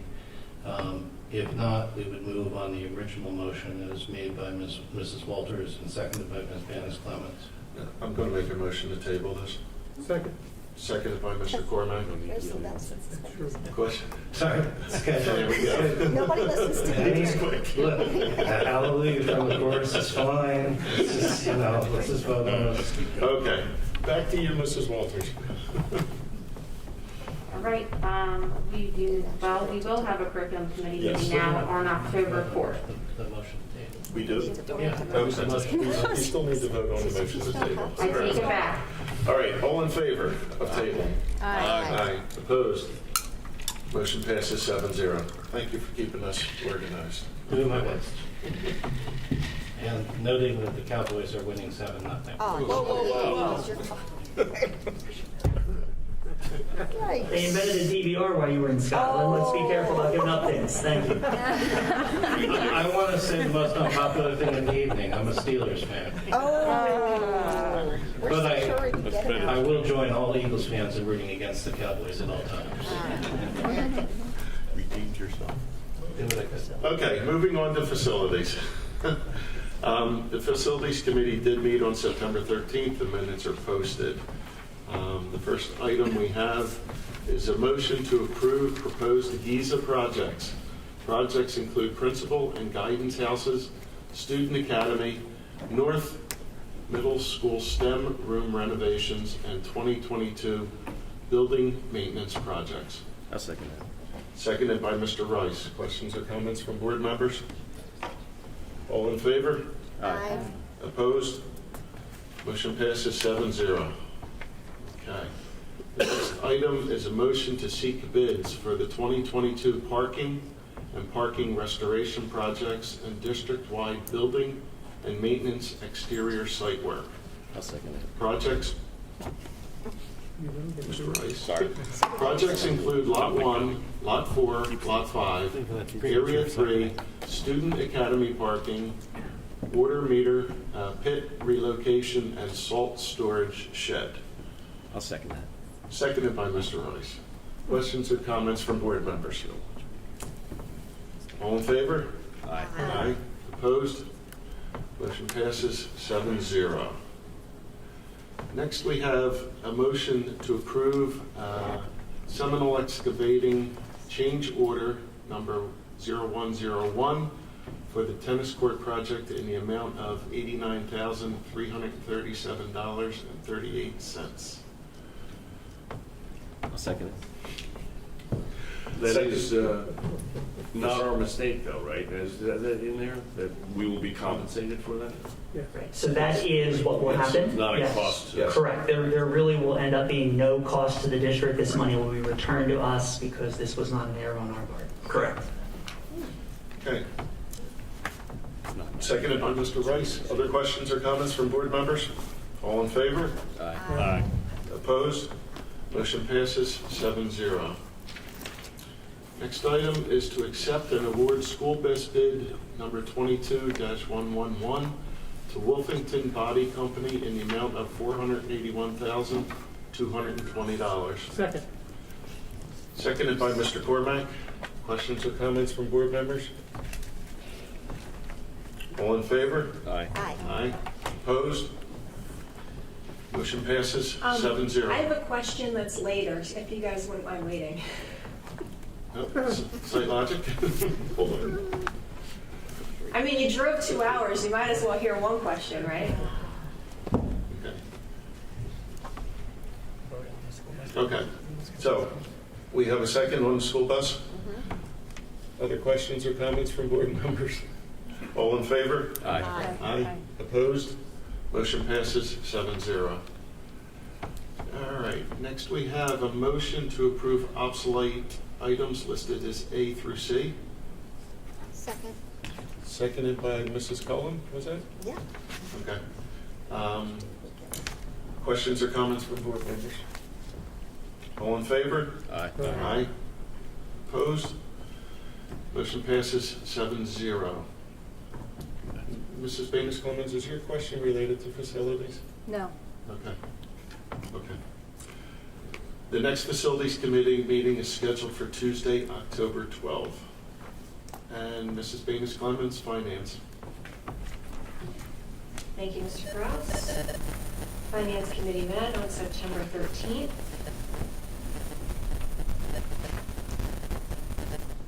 I'll make a motion to set the fee for the Jason Cutt Memorial Fundraiser at $50 per hour. Second. Okay. So, motion seconded by Lisa Walters. Mrs. Walters, I'm sorry. Questions or comments from board members? No. All in favor? Aye. Aye. Opposed? Motion passes 7-0. Back to you, Mrs. Baines Clemens. Thank you. I'll make a motion to approve contracts A through H. Second. Seconded by Mr. Kraus. Questions or comments from board members? This is where my question is. Okay. So, regarding the mainline commercial pools, I know that by signing up for this agreement all in one, it saves money, but I was just wondering why the product was chosen that only has a single source supplier for pool maintenance, so that we're basically contracted to use this same, we only have one choice. Are there other options out there that we could have explored? That's my question. Think of them as a distributor. You don't, once one of your warranty is up, you don't have to use mainline pools to do the warranty service. You can sign up with any contractor. But if you want to get replacement parts, it's like, you have a Ford car, you have to go to a Ford dealer to get parts. Think of it that way. You don't have to continue with the same contractor every year like you do with other things in the district. I think you're referring to the company I mentioned Yes, I am. privately. Okay. So how long would we have to work with a specific company before that opens up? Well, for the first year, we own the warranty. So we contracted with them. They don't contract with you. They contract with us. After that warranty period is up and you want to sign a new maintenance contract with whomever, you sign a maintenance contract with whomever. You're not locked in down the road like you are with that other supplier. Okay. All right. Thank you. You're welcome. So there's nothing proprietary to what they're doing, you're saying? It's basically, you can... No. That's all. Okay. Other questions or comments? Board members? Mrs. Walters? Mr. Kraus, can we pull out letter F and vote on that separately? I think I need to abstain from that vote based on my personal place of employment. Okay. If Mrs. Baines Clemens will amend her motion? Yes. No. She can accept a friendly amendment. Everything but F. A through H minus F. Correct. Okay, and I'll still second it. Seconded by Mr. Kraus. Other questions or comments, board members? No. Okay, all in favor? Aye. Aye. Opposed? Motion passes 7-0. Back to you, Mrs. Baines Clemens. Okay, I'll make a motion to approve item F. I'll second that. Seconded by Mr. Rice.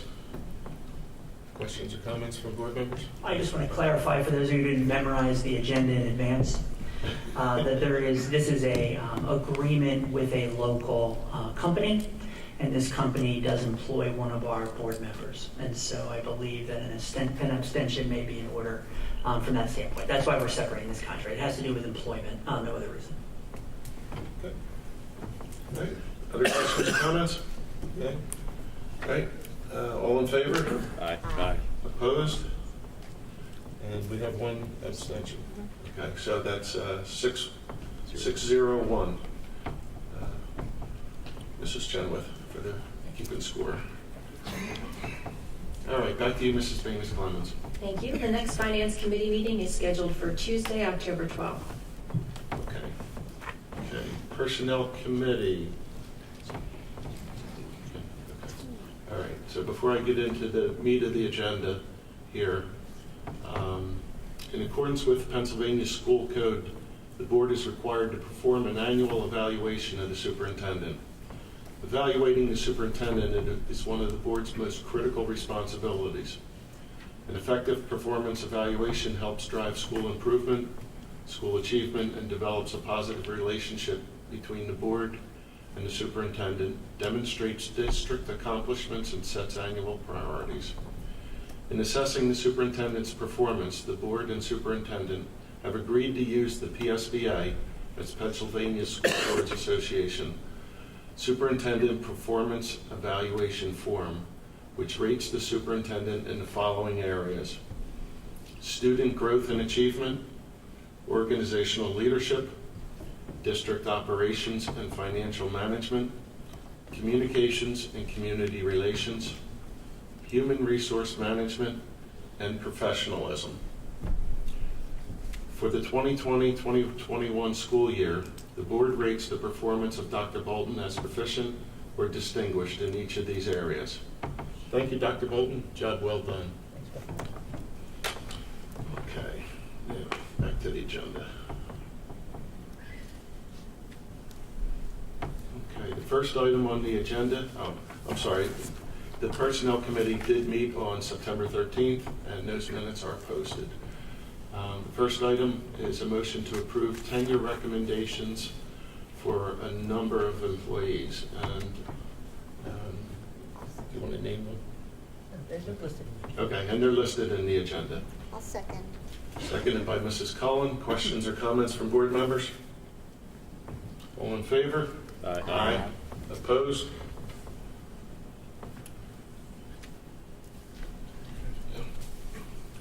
Opposed? Motion passes 7-0.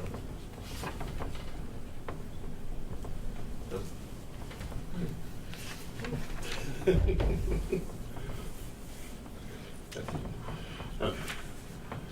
All right, next item on the agenda is a motion to approve certification stipends for operations and transportation department employees for the 2021-2022 school year. I'll second that. Seconded by Mr. Rice. Questions or comments from board members? Sorry. Dr. Bolton? I just want to clarify what this is. There, in the support contract, there are funds set aside for employees who go above their job description and get other certifications and professional certifications that assist them. So for instance, it might be somebody who gets a certification in pool maintenance so they can do some of the basic maintenance around chemicals of the pool, or it would be somebody who might, in landscape management, might get a certification for a certain chemical. That way we don't have to spend outside people taking care of those things, and our inside people do that. So there is a set amount of money that is in the contract every year. Anyone who qualifies for one of those stipends, then they divide up that money, and that is listed in the agenda in terms of the amount of money they would get as a stipend for having those certifications. So we really appreciate all of these employees that get these extra certifications to be able to help Penridge. Thank you, Dr. Bolton. All right. So any other comments or questions from board members? No? All in favor? Aye. Opposed? Motion passes 7-0. So I want to take the opportunity to thank those educators and employees who have achieved their tenure tonight. It's congratulations is in order, so thank you very much to all of those. I don't know that anybody's here tonight, but certainly listening, and we appreciate their hard work. The next Personnel Committee meeting is scheduled for Wednesday, November 3rd. And we'll move into the policy. Mr. Krause, I believe that policy 203 was tabled last time, if I recall correctly. And so would it be appropriate to have a motion to take it off the table, and then it could be voted on with A through I. Okay. Wait, I'm sorry, can you explain what you just said? Last meeting, if I recall correctly, we tabled 203. So we're just making a motion to take it off the table and vote on it. To put it That's back all. on. Okay. Got it. Because I love I thought you were procedure. saying to table it again, to vote on it again. Oh, I love procedure. We're taking us off the table. We're reversing the polarity. It's great. We love it. You need a separate motion for that? I need a separate motion. Okay. So we need I'd like to make a motion to untable policy 203. Second. Seconded by Mrs. Banis Clemens. Questions or comments from board members? All in favor? Aye. Aye. Opposed? Okay, motion passes. Thank you, board. 7-0. You keep us honest on procedure, that's for sure. Okay, so with that, I'd like to make a motion to approve policies A through I. B through. As on the agenda. I'll second it. Seconded by Mr. Rice. Questions or comments from board members? Mr. Krause, I just wanted to share a couple of things. There was a comment regarding adding moral to the language, and I just wanted to read what we're required to do based on the language in the state, because maybe people aren't aware.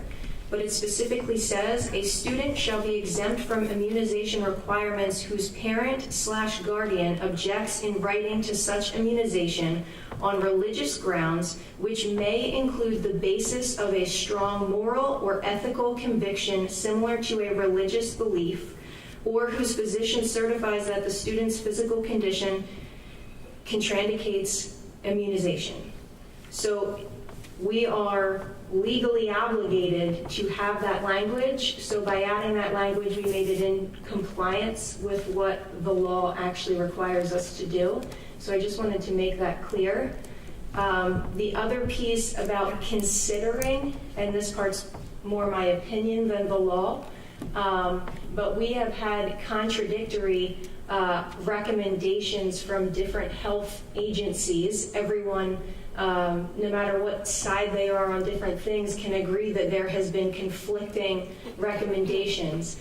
And so if the language says that it automatically updates to their recommendations, what is that? What does that mean? Does that mean the CDC? Does that mean the Bucks County Board of Health? What does that mean? And you've also seen that the language that they put out is confusing and can be interpreted 50 different ways because they're not as eloquent about the way they word things and they're not as specific about the way they word things. So I just want people to kind of think that through, and that's why consider makes the most sense in my perspective, because all of those things are put out there and then it comes to the board, and then the board can go through all of those things and decide what that looks like moving forward. Because as you've seen, the same information can be given to all of these different school districts and it can be interpreted 50 different ways. So it's not that black and white. And so rather than to have it automatically implemented and the administration be trying to figure out what that means, I think consider makes the most sense. Thanks. Okay, other questions or comments, board members? All in favor? Aye. Aye. Opposed? Motion passes 7-0. And we'll move to the Upper Bucks County Technical School. Mr. Cormack. Mr. Kraus, thank you very much. I want to let the members of the community understand it. The VOTech School is putting into place a new program, Exercise Science and Sport Technology program. We're actually in the process right now of putting together a committee to oversee the development of the program. Talking about St. Luke's Hospital, Pembridge Athletic Director, Executive Director of Physical Therapy with Arcadia University. We have the Chamber of Commerce with a kinesiology background. We have a trainer and a fitness individual. We have someone from St. Luke's University Network, the YMCA, and we have the Career Link involved. So we've got a large individuals that are actually sitting on this board or actually grouped to undertake the development of this program. I also think it should be mentioned that one of our board members, Megan Vance Clemens, made a suggestion about PE advisors from each individual sending school district, and we think that's another great example of doing that. So we're moving forward with the Exercise Science and Sports Technology program, building the committee, then building the program. So we're looking forward to seeing that take place. We also have a little update on the culinary and baking scenario.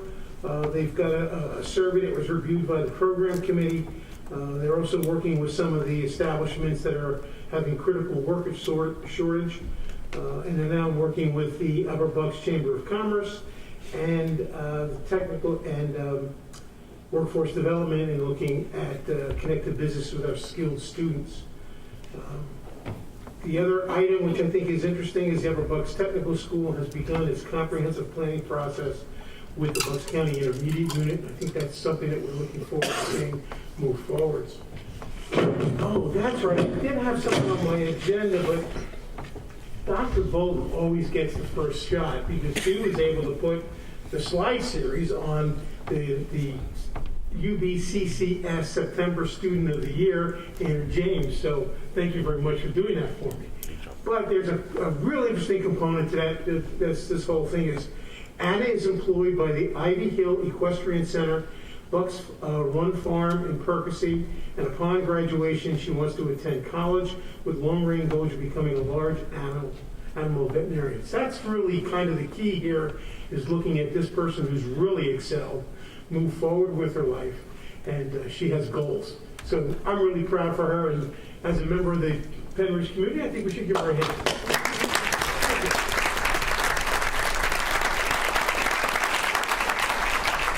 Mr. Kraus, that is my report. Thank you, Mr. Cormack. Pembridge Area Coordinating Committee, back to you. Very good. We had a meeting last night at Silverdale. It was the Community Center, East Rock Hill, and the Pembridge School District. We had a couple different things I thought were really interesting that we got involved with. Was talking about a housing development in East Rock Hill Township of approximately 300 plus homes, townhomes, and well as singles. And it's a subject that I brought up many, many moons ago when I first got on the committee, when I first got on the board, is bringing this development to be put in front of our transportation committee or transportation people, because they need to understand a new development going in. What is the relationship with us, with our travel of buses, small buses around this development, so we have safe egress and egress out of the community? And I think it's really important. So I want to work with our council to put something together so we have at least a document that each individual municipality understands that the school district in no way, manner, or fashion has any controls. It's just a review process so our people can say, that turn might be a little tight. It might work for a fire engine, but it might not work for a school bus. Or maybe you need to reconsider where you're going to have your drop-offs and your returns for children. So I think it's an important thing that we need to have in place. And I don't think it's not going to cost a developer anything from that standpoint. It just gives us and hopes that the parents of the new development at least understanding that we're looking at their children's behalf. So that is my report, sir. Thank you, Mr. Cormack. Next up is the Penridge Community Educational Foundation. Mrs. Walters. Thank you, Mr. Kraus. PCEF met on Saturday, September 11th. We had a brief meeting. Not too much going on at this time of year. We're still getting things in place for our big fundraiser, which isn't until April. But we do have a new thing that we're doing called the Faces of Penridge, which honors and highlights Penridge educators and brings awareness to PCEF and how we directly impact our classrooms. So you can check us out if you're on Facebook. You can look up Penridge Community Education Foundation, and they're also on YouTube. So if you're not on social media, you can look them up on YouTube. So we honored Allison Kearney, who is a chemistry teacher at the high school. She was our second one, and our first one, Mr. Russell, I believe. I don't know if anybody knows. Does that sound name? That name sounds correct. He was our first one, so check those out. And our next meeting is this Saturday, October 2nd. Thank you, Mrs. Walters. Old business. Do we have any old business, board members? Okay. New business. I do have a piece of new business for the board. Regretfully, Ryan Gerhardt has tendered his resignation due to professional and personal responsibilities. So he tendered that today, late this afternoon. So that, we will take up looking into the replacement process as early as we can. All right? Okay. And we are back to public comment. So the same applies, 3 minutes, and we're going to circle back to those who had items that were not agenda-related items. And the first individual is Kevin Foster.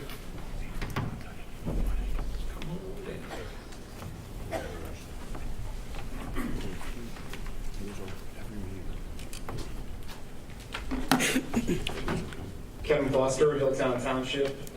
Today I wanted to speak a bit about the agenda item, the President's Report, but unfortunately it looks like I was pushed to the end.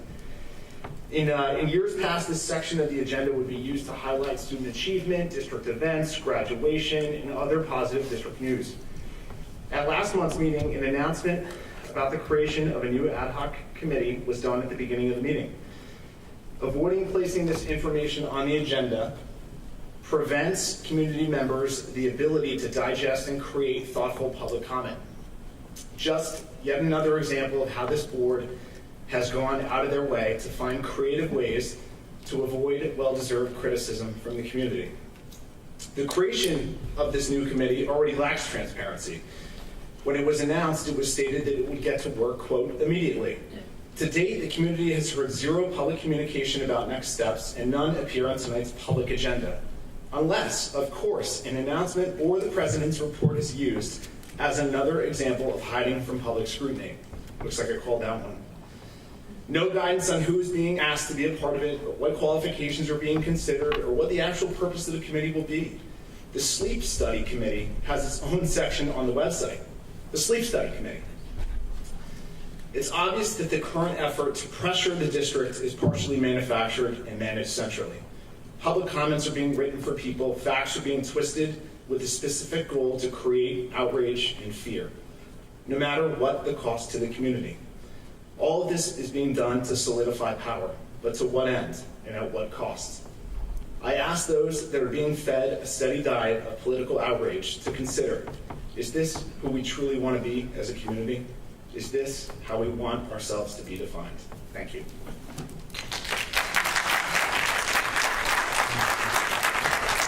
Ms. Smith? Emily Smith? Are you here? Okay. Ms. Detweiler?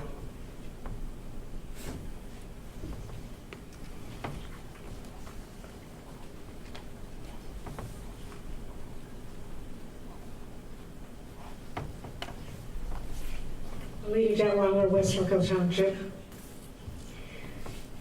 I want to start by thanking you all for your hard work and all the time you spend away from your families while you're trying to make the education for our children better. I have a whole paper here I was going to read, but I'm not going to do it. I just want to thank you. We all have different ideas about, how you should handle the business. I'm glad that we live in America and we get to express those things, but I feel bad for all the anger that I feel in this room, and I hope that soon we'll be over this part of our history. Thank you very much.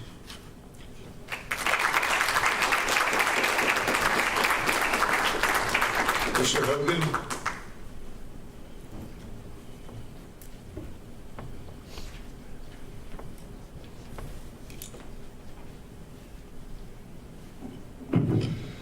All right, thanks, Josh Hogan, West Rock Hill Township.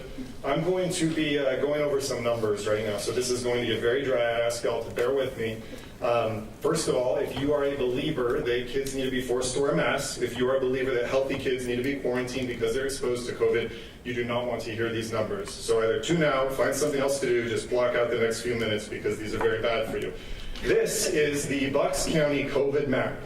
Okay, everybody hopefully is familiar with this. This is a map that Bucks County Health Department keeps updated every single day with the most recent 7-day cumulative total of cases in every single municipality in Bucks County. Okay, there's 67 of them. Since school has started on August 30th, I have been scouring this map each and every day, capturing what's happening in every municipality in Bucks County. What I do then is overlay every single Bucks school district, and there's 13, over those municipalities to see within the school districts, which obviously they're the only thing left with any COVID mitigation. I don't know if anybody realizes that, but you can go to concerts, football games, do whatever you want to do. It's pretty much only the schools and daycares that are abnormal. Well, what I found is pretty stunning, okay? So let me step back and say that against this map, I want to bring up Penridge, Council Rock, and Central Bucks school districts. What makes these 3 school districts different from all the rest is that they are the only ones allowing mask exceptions with a simple parent signature, no doctor's note required. They also, all 3 of them, are not sending healthy kids home to quarantine. Healthy kid, if you're a close contact, you keep doing what you're doing. There's no quarantine. So, again, only 3 districts in the county are doing that. Penridge, Council Rock, and Central Bucks, okay? Those 3 districts, when you look at their community prevalence using this map, this is the last month of data, the first 4 weeks of school, cases have gone down by 6% in those 3 school districts, okay? They've gone from, I'm sorry, this is a lot of data, it's really small, so I'm going to try to read it the best I can. They have gone from 283 cases within those municipalities to 266. That's a drop of 6%. In the remaining 10 school districts municipalities, cases have gone from 359 to 537. That is a 50% increase.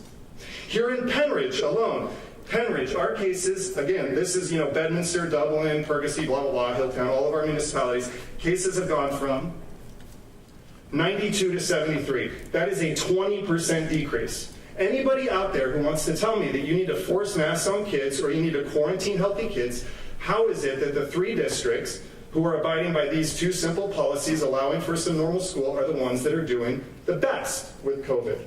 I'm not going to stand up here and say that, counterintuitively the masks are making it worse or something. When I started this, I just wanted to prove that there's no difference.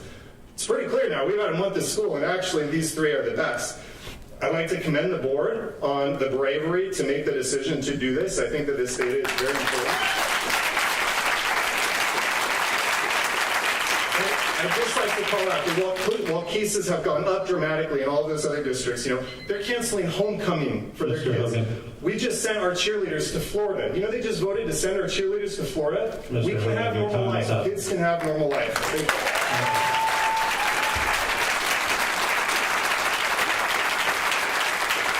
Mr. Gillespie.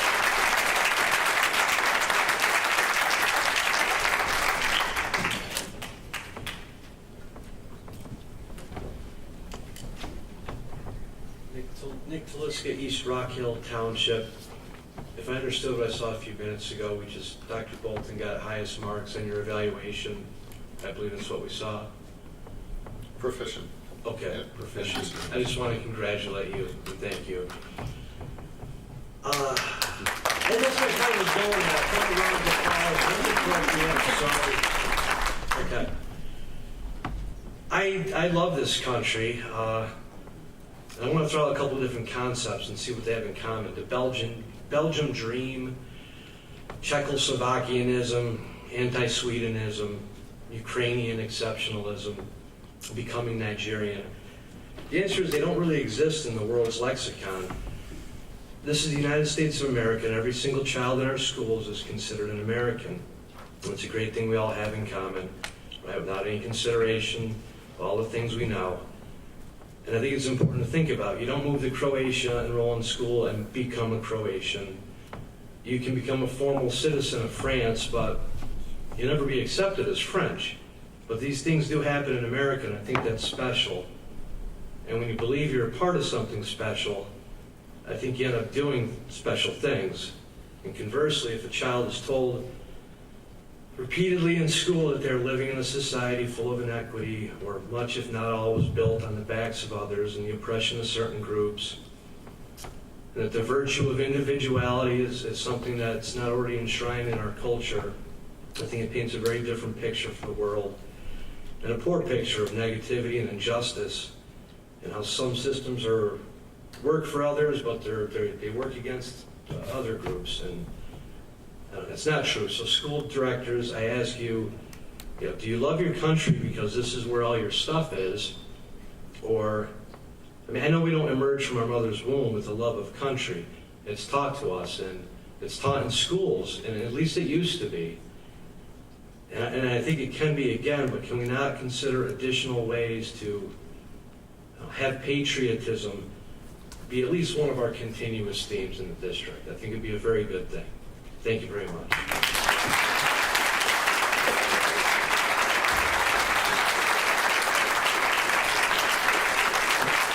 Ms. Stevens? Ms. Stevens? Karen Stevens? No? All right. Mr. Clymer?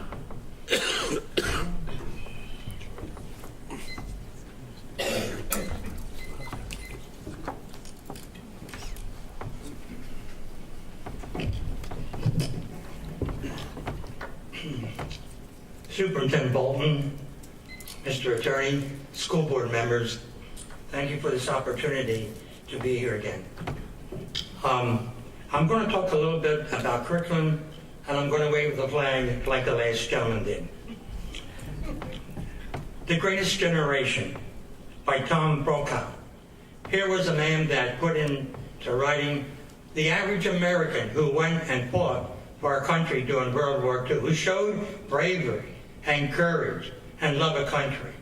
And he pinpointed the Medal of Honor winners, just regular men who went out there and did their duty. Beauty Beyond Ashes by Cheryl Guinness. She was the wife of co-pilot Tom McInnes on American Airlines 11 that the radical Islamic terrorists powered into the World Trade Center on September 11th, 2001. It was her trust in God and in her community that enabled her and her 2 teenage sons to get through this terrible tragedy. That might be a good book for students to read. And then we have Valley Forge by Newt Gingrich and William Fortune. And they told about this great sufferings at Valley Forge. 11,000 men were there, and when the spring came, they were down to 8,700.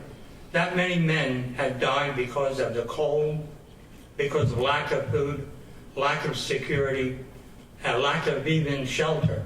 But they were there because they loved their country, and they were willing to make these great sacrifices. The Band of Brothers by Stephen Ambrose.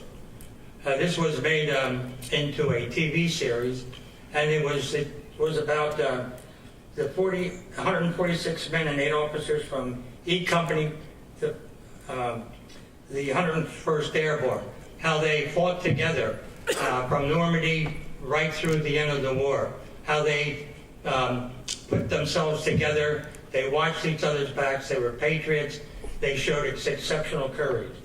And then we have The Seed of a Nation by Darrell Fields. That's about William Penn, That's about the founder of Pennsylvania. You know, he had written, I'm going to plant this seed here in this nation, and may others duplicate what I'm saying. Before he came to America to establish religious freedom on behalf of the Quakers, which was a religion, just to establish freedom of religion and liberty and the rights of individuals, the right of self-government. Before he could do that, this was non-existence in the world, and yet we have William Penn's homestead right here in Bucks County, and he did much. Thank you, Representative Clymer. Your time is expired, sir. Okay. He did much to provide freedom around the world with the example he set here, right here in Pennsylvania. Thank you. Thank you, sir.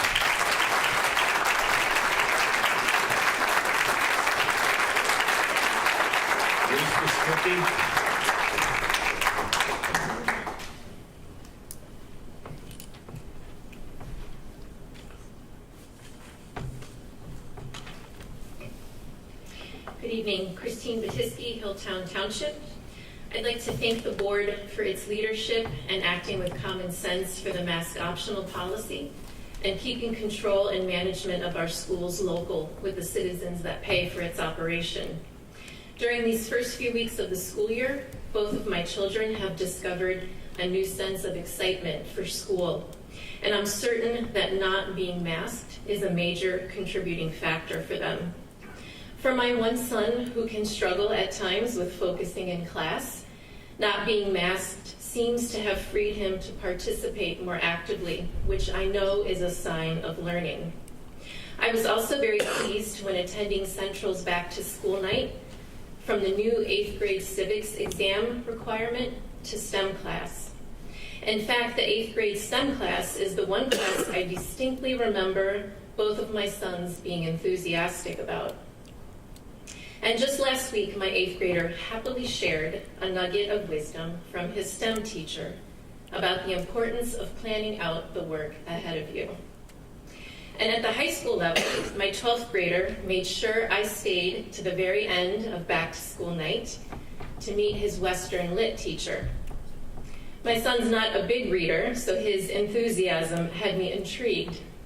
And as tired as I was that evening, I'm glad that I stayed. During our short time together, my questions about teaching approach were answered. Nothing goes up in his classroom unless it adds educational value. I appreciated the non-political approach in teaching what is most precious to me in life, the development and growth of my children. About a week later, without my prompting, my son shared how much he had enjoyed this particular class on that day, because the entire class was engaged in a discussion about free will. That's a great teacher. Starting young minds on their journey through some of the world's greatest classic literary works to seek out answers to life's biggest questions. Partnering with parents in teaching our children how to think and not what to think. Thank you.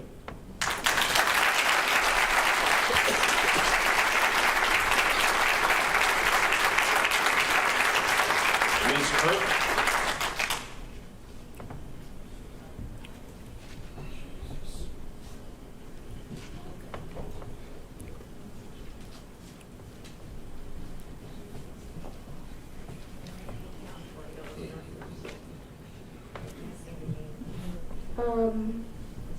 Violet Kirk, East Rock Hill, 3rd grader at Dibler.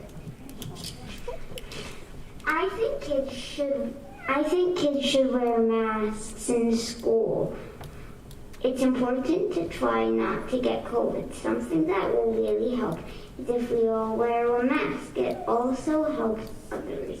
Me and other students don't mind masks since they're really just there to help us and others. I've heard that people think masks hurt kids, but I'm a kid and masks don't hurt me. I hope my comment made sense. makes a difference.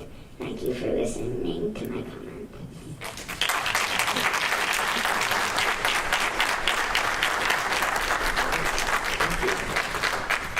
Mr. Bridgewater?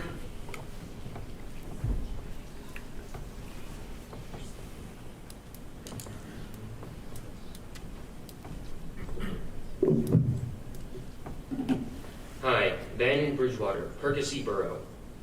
I would just like to thank the school board for its efforts regarding the halting and the reworking of the DEI initiative, and also for the school board's solution to the mask problem, and finally, for the school board's continued work on revising the curriculum for the better.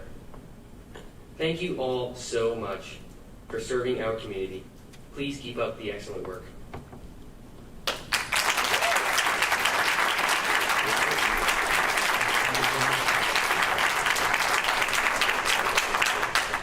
Okay, we'll move into announcements. An executive session was held on... No. Pardon? There's nobody else signed up. Are we allowed to raise our hand still? Because I didn't get a chance to sign up. The sign-up sheet is available. Sign-up sheet was available till we started the meeting. I don't... No. No, the sign-up sheet is open for individuals to sign up to speak before and after. That's why there's a topic section. I specifically didn't speak about something because you said it wasn't on the agenda, so I believe the second part.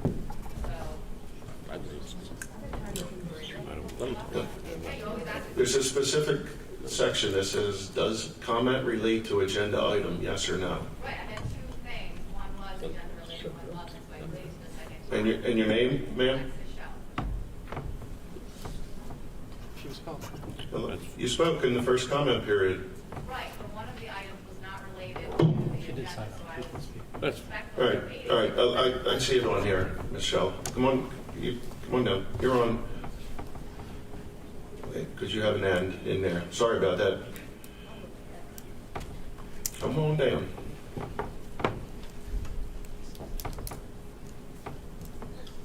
Alexa Shell, Hilltown. Please, get the little happy face. There you go. Okay. I find it contemptible that this board assumed that they were speaking for the majority in their embarrassing email to the district regarding masks. It's almost a month later, and out of 2,400 students in the high school, there are only about 870 mask exceptions. Clearly, some people on this board need to go back to school, because the last time I checked, that's only about 36%, not even close to the majority. Your arrogance is pathetic, and your partisan email shocked even those that don't normally notice your extreme views. Thank goodness that the majority, the actual majority of parents, have not filled out your absurd exemptions. And maybe that is why our COVID levels are low, because most of the kids are wearing masks.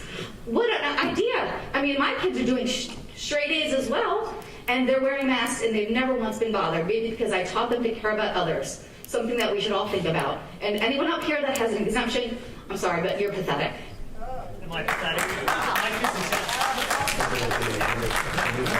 Yep. Okay. An executive session was held August 23rd to discuss a legal matter and August 25th to discuss a personnel matter. An executive session will be held following tonight's meeting to discuss a legal and personnel matter. The next school board meeting is scheduled for Monday, October 25th. Can I say something quickly?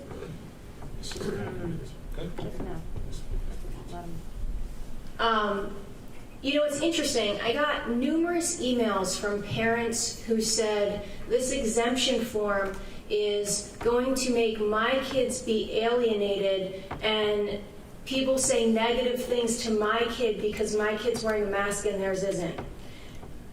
To date, I haven't had a single example of someone bullying someone else because of wearing a mask, okay? But you just said that everyone up here who has an exemption is pathetic. Yeah, I actually do have a medical condition, and I can't, you're wrong.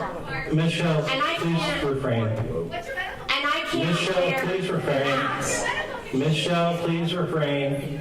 This is comment by the board. Thank you, Michelle.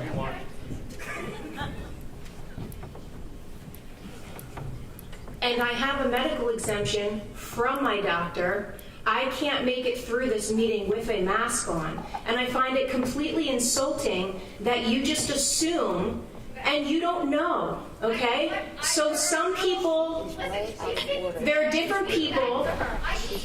Michelle, I'm sorry, you're out of order. Please stop. Michelle, I don't want to have to invite you to leave, but please refrain from your comment. Everyone has observed decorum while people are speaking. Michelle, this is not a debate. Michelle, this is not a debate. You're out of order. Then you answer the question. Why is she allowed to speak today? I'm responding to public comment, which I'm allowed to do. It's not. Michelle. But the point I was making, I respect everyone's choices. And people need to be respectful of everyone and treat everyone with respect. And not make assumptions about other people. We are adjourned.